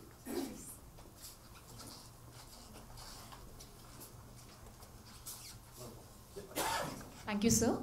Our next speaker is Dr. Elizabeth Henley, who's a certified heartfulness trainer, the editor-in-chief of Heartfulness magazine. We welcome you, ma'am.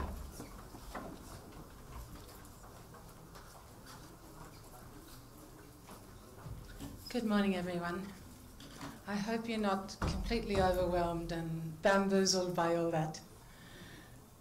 My field is sort of an integration of the two different approaches you've just heard. I'm trained as a research scientist, but now most of my research is in integrating yogic psychology with modern psychology through the Heartfulness Institute. What do I mean by yogic psychology? Maybe a funny term for most of you who work in the academic world. But what's interesting is back at the beginning of the 20th century, a very famous woman by the name of Margaret Noble from the UK made this statement that India is the land of psychology. Who's ever heard that before? Does it surprise you? Well, it's been the land of psychology for thousands of years through the art and science of yoga. And when Guptaji put up his slide showing physical, mental, emotional, and spiritual health, this is the realm of yoga. I know most of you probably think of yoga as people with their legs in the air and all that sort of thing. That's not yoga. It's one very small component, the physical component. And even that is, in most cases, not real these days. So what does yoga say about psychology? Yoga says, and you can read Patanjali's Yoga Sutras, the definitive text written thousands of years ago, which you can find anywhere online, free of charge, And if you want to wade through the 196 sutras, you'll find information that it just will rock your world when it comes to psychology, psychiatry. So yoga starts with a premise that the field of consciousness, okay, let me backtrack. We have a physical body, matter. We have what is called in yoga the subtle body, which is energy. And we have what is called the spiritual body, the soul, which is absolute. You can relate it to pure physics, matter, energy, absolute space, vacuum. Read Einstein, you'll see the same thing. The component of physicality in our body is actually smaller than my thumbnail, smaller than a thimble. That's how much actual matter makes up a human being. There's energy and then there's space, which are the main two components, which are the mental and spiritual aspects of our well-being, our health. So when we only focus on the physical, we run into big problems because it's not most of who we are. All of you know what happens when you get angry. How does it affect you? Does your physical body stay the same? No, it doesn't, does it? Your heart starts pounding, your heart rate variability goes up, your blood pressure goes up, you start sweating, all sorts of things happen. Why? Because it's the subtle body, the mind field of consciousness, that is where most of the changes happen in us, even affecting the physical body. What yoga says is that when this field of consciousness, this field of mind, is still, completely still, or very close to it, like you find in deep sleep, where the brainwave frequencies go down to delta waves, very small, 0.5 to 3 hertz. Then you have a field of consciousness that is effectively still. It's like a pond of water where nothing much is moving. And this is the state of sushupti or deep sleep. It's also the state of samadhi, the final outcome of yoga, when a yogi sits to meditate and goes into a very deep state. Often still totally aware, still totally conscious, but the energetic field of the human being becomes still, calm, peaceful. Like in the pond, you can see the bottom, you can see the soul where joy and happiness resides. So when you're looking to be happy, when you're looking to be contented, for a yogi, the thing to do is to still the field of consciousness. And what disturbs that field of consciousness for yoga? It starts with the 5 main vrittis. Vritti means whirlpool.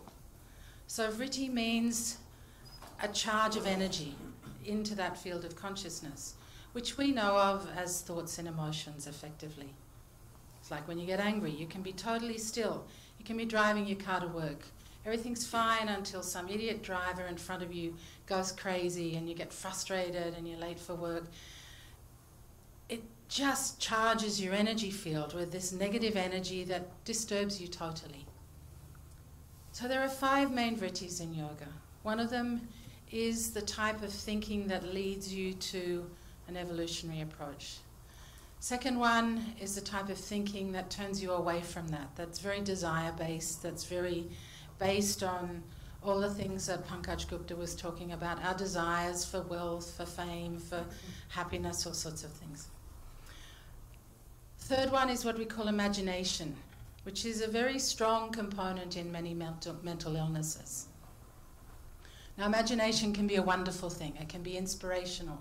It can lead to great inventions, great discoveries. At the same time, the white noise in the back of our mind that's there constantly, what's called vikalpa in yoga, which is the sort of delusional fantasies that go on when we're daydreaming, but happen in the back of our minds most of the time, is one of the vrittis. The next one is sleep, and of course sleep and studies on sleep today around the importance of getting a good night's sleep. Things like the fact that the brain only detoxes when we're asleep because it doesn't have a lymphatic system. Detoxification of the brain happens through the cerebrospinal fluid. So without decent sleep, our mind is accumulating toxicity, toxicity, toxicity, even on the physical level in the brain. You imagine how this affects mental health. And then the last one, smriti, which is highly significant in mental illness, is our memories. And our memories are usually charged with emotion. And this affects how we behave in the present. So all these things are filling our field of consciousness. In yoga, it's not a samskara. It's a whole study all in its own that would take hours to discuss, but it's an incredibly deep science of how, on an energetic level, through thought, through emotion, we accumulate experience, we develop fears, we develop anxieties, we develop desires, we develop anger, and eventually a lot of confusion and illusion as a result of this. And these develop over time, they form habits, they're repetitive, and they lodge into our energy field, in our field of consciousness. So what does yoga do? Yoga says, okay, we need techniques to remove all this, to purify consciousness so we go back to our base default position of a clear field of consciousness that is stable, that is calm, that is healthy. Health and well-being, that's what it's all about. And this we do in the system that I practice in the Heartfulness Institute through 4 very simple core practices. One is physical relaxation, because without that, when the body's tense, when all the hormones of the fight or flight response are churning through your system the whole time. I'm sure you've all read Bruce Lipton's experiments on epigenetics, how this affects the development of a fetus because of being in this chronic stress situation. So the first thing is to relax the body. Core 1 practice. Core 2 practice, to meditate, to relax your mind. You might call it mental gym. To learn how to regulate your mind, go from scattered thinking to simple thinking on one thing. So that there's an essence, there's a core to your being. You're not spread in all different directions. I mean, what are multiple personalities? Personalities spread in all directions, compartmentalized. We're trying to integrate our being into one. Third core practice is a practice of mental detoxification, to remove all those accumulated emotions, responses during the day. At the end of the day, just take like you would take a shower for your body. What do you do for your mind every day? Do you clean it out? Do you get rid of all the accumulated response in your system? Because if you don't, it's like living in a house for 30 years and never cleaning it. You imagine what it's like. That's what most of us are doing with our minds. So mental detoxification is critical to mental health and well-being. Without it, we're accumulating, we're not removing. And the last one is a practice to connect with your inner self, the higher self, the life force, the soul, whatever you like to call it, spiritual health. So what are we doing with these practices? Because, you know, in ancient India, what would happen is yogis would sit there and they'd go into ashrams or mountains or ice caves or whatever and just be on their own and meditate. It's not good enough in today's world. In today's world, it has to go out there for everybody. Otherwise, what's the point of doing it just for yourself? We're a social species. You all know the incidence of depression, of mental illness today. I mean, it's vast. It's the epidemic of the 21st century. There's no doubt. And everybody who's here is working on that and aware of that and trying to do something about it. So what we're trying to do is at the moment in parallel, and I was very, very, very touched by Guptaji's request that all these different NGOs need to integrate with the public health system for this to really work and move forward. So what we're doing in a big way is we go into schools. At the moment we are training all the teachers in Andhra Pradesh, and we're doing a help program for students to teach them how to relax and meditate, to teach them how to get to that baseline calm center. The same thing in UP. In Madhya Pradesh, we're part of their happiness program. In Gujarat, they've signed us up to teach these programs for children in all the schools in Gujarat, in primary schools, sorry. In Tamil Nadu, the same. So the demand in India is huge. People want this. The same thing's happening in the villages. People talked about how do you get to remote villages. We send our, and by the way, this is all free of charge. We send our volunteers out into villages to teach people relaxation and meditation.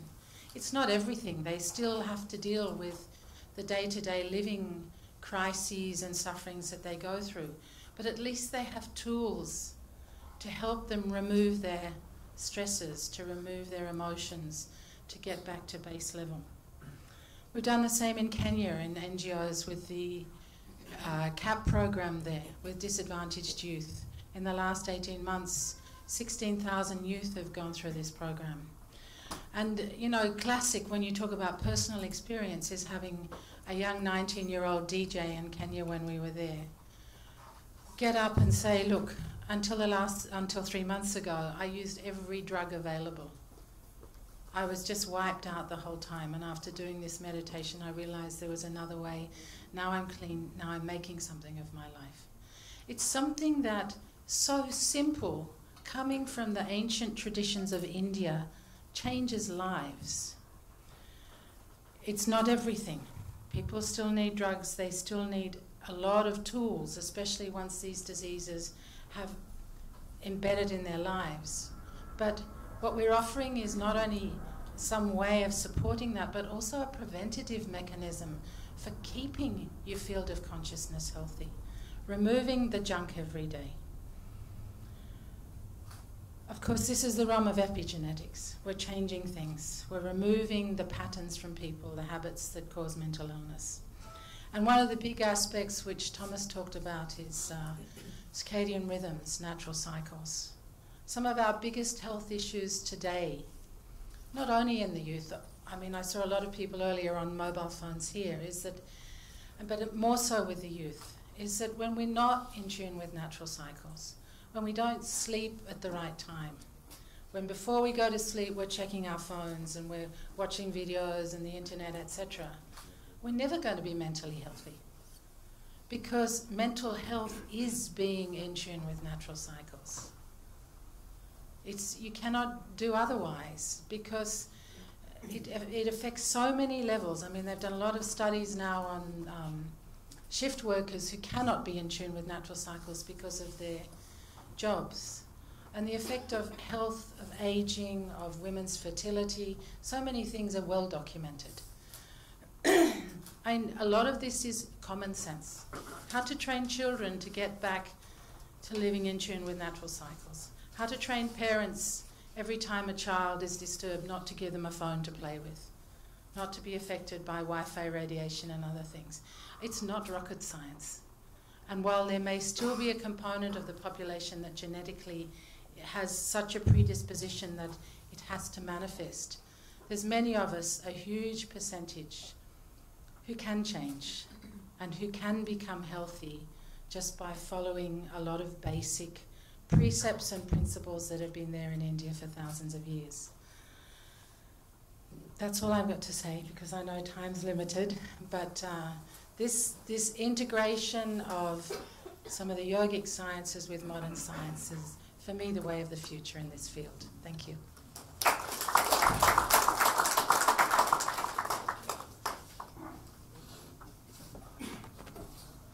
Thank you for such an enlightening talk.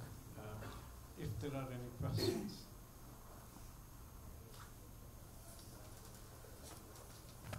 If there are, I just want. I'm just fascinated. You just mentioned that now in India there's this high demand. So from a naive Western point of view, I would have thought this has always been here. So somehow it was forgotten, or it was not used. I mean, because the Westerners, they all come here to do this, right, to learn it. So why hasn't it been an integral part of the system here? It's a very good question, but it did disappear for a long, long time. And if you look at the history of that, a lot of it is because in very ancient times there was this pure philosophy of yoga. And then, of course, just as in the West with Christianity, here with Hinduism, etc., a lot of corruption crept in. And while there's always been a group of yogis following this, it was a very small elitist group. what happened in the late 18th century, late 19th century into the 20th century, was that suddenly there was a big revival. And some of the greats in India, people like Swami Vivekananda, for example, and the teachers in my tradition, the heartfulness tradition, they said, this cannot be just for a small elite anymore. This has to be for everybody. So Swami Vivekananda went to the World Parliament of Religions in Chicago and tried to promote it. He travelled all over the length of India trying to do all this stuff, others as well. And since then, this momentum has built. And like you say, since the 60s or 70s, people have been flocking to India to learn it. But it's only now that, probably with the last 50 years of research studies, that there's enough done through TM, through Vipassana, through other systems to show that, and a lot done in the US actually, to show scientifically what these techniques can do. There needs to be a lot more work in this field, as we spoke this morning.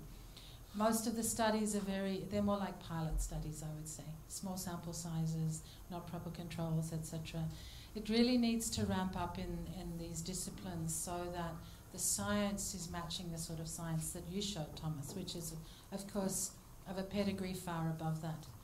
Because in India, yogis never thought to do scientific studies. They experienced it for themselves. They said, I know this is true because I know from personal experience. Why does anyone else need to know that? Well, the reality is that people do need to know because otherwise it's all woo-woo stuff. Yeah? I think it's that, one of my teachers always says the way forward for humanity is the Eastern heart and the Western mind. What the Western mind has brought is superb science. The Eastern heart has brought these techniques for managing your emotions, etc., that really can benefit our mental well-being. I think the way forward is the integration of those two things. I mean, if I could do science like you showed, I'd be in heaven, really. So I think that's happening now, starting to. Yeah. So get DNA samples. Yeah, I will. Can I know a little bit of detail about what is being done in schools? You said some of the schools of Tamil Nadu and Andhra Pradesh it is being done. How frequently is done? Just a little more details. Thank you. Well, this is a long thing, but I'll keep it very short. You can go to our Education Trust website. There's a series of programs. The first thing is intervention with the teachers, to teach them how to relax, how to meditate themselves. Because if we were to go around as volunteers, I mean, we're an NGO and try and go to every school in India, it's impossible. I mean, the requests are in the millions all the time that we get. So what we do is an enablement model, where we go in and we train the teachers how to do this. And then we help the teachers, we handhold them a bit through the first 6 months to a year so that they can do it with students in the classroom. And so there's three things. There's teacher training, there's a school syllabus, which is a values syllabus as well, plus these techniques, simple techniques. I'll give you an example of one. Say you're angry, or say a child is angry, or a kid has ADHD in class and they're not behaving properly. They get frustrated. There's a simple breathing technique that comes from yoga, from pranayama, which is to activate one of the nadis in the system. Now, how does this work? There are hundreds of thousands of nadis in a human system. They're the channels in the subtle body that are basically akin to the nervous system. And so one side of the human body, all right, there's the main one that goes up the spinal cord, as you would expect, the central nervous system. And then there are two on either side of it, the other two main ones, the Surya Nadi and the Chandra Nadi, sun and moon, circadian cycles again. They go up like this. They snake up from the base of the spine up. One is associated with the sympathetic nervous system, the Surya Nadi. The other with the parasympathetic nervous system, the Chandra Nadi. So, of course, when you're activating the parasympathetic nervous system and you're stressed, you're going to very quickly calm yourself down. So we teach children, for example, to do this technique where you can try it for yourself sometime. You close your right nostril and you take 10 deep abdominal breaths through your left nostril. And what you'll find is all those hormonal responses just subside because your parasympathetic nervous system's activated. It's simple stuff like this. So we train them in these skills, we train them in life skills and values. We also have, leadership programs, negotiator programs, presenter programs, so that these kids who are going out into the community can actually get jobs. It's not all spiritually based. There's a lot of essential life skill training related to stress that's needed in India. So it's a mix of all those things. Teacher training, student syllabuses, and practical stuff. Santosh? Yeah, I just wanted to ask both of you, what is the genetics of yoga? And for example, no, because all experiences, Elizabeth, are actually have a genetic component too. And yoga has both the gene and the environment. So Thomas, you can't get away with this. You need to answer this. No, I don't have any samples. No, I mean, we all know that, for instance, response to psychotherapy has been shown to have biological correlates, right, in the brain, things are going on, and we need to study that from a genetic point of view. But as I said, genetics so far has been limited to DSM-based phenotypes, and so I would love to study more innovative phenotypes. And I think that's why I always say, if you do genetics, if you do studies on whatever phenotype, be it psychotherapy, be it yoga, you should get DNA samples. I can just repeat that. One of the studies that we've done in the US, in Toronto and at York Hospital in Pennsylvania, is working on telomere length on the ends of the chromosomes. So again, it's preliminary. They're only 8-week, sort of 3-month studies. And telomere length changes a lot over age. For those of you who don't know, they're the little caps on the ends of the chromosomes, and they tend to deteriorate with age significantly, resulting in more genetic variations and chronic diseases, etc. In our meditators, they don't deteriorate. In fact, they become stronger. But again, it's early days, so there are some research papers out there on it, but I would call them pilot studies. Can I just say about yoga? I think in the West, especially in the UK, and recently I was in Australia, I think it has become almost a sort of day-to-day public life. And in almost every gym, everywhere, you have yoga classes. In fact, if you don't have yoga classes, you feel completely left out. I think, and I was quite skeptical of all this, but I thought, thousands of people doing yoga, there must be something in it, and it must be benefiting them. And in fact, I can tell you that I was using yoga being chairperson, knowing that the time is getting out of control. And I can assure you, it worked. And I think can we, I'll leave with the coordinator of the program. Thank you. So I think, can I thank you both in giving a different but important aspects. And I think what it shows is that for helping people, you need combination of everything. And when everything works in right proportion, it works much, much better. And I repeat that we have to work together in that mission. So thank you. Thank you.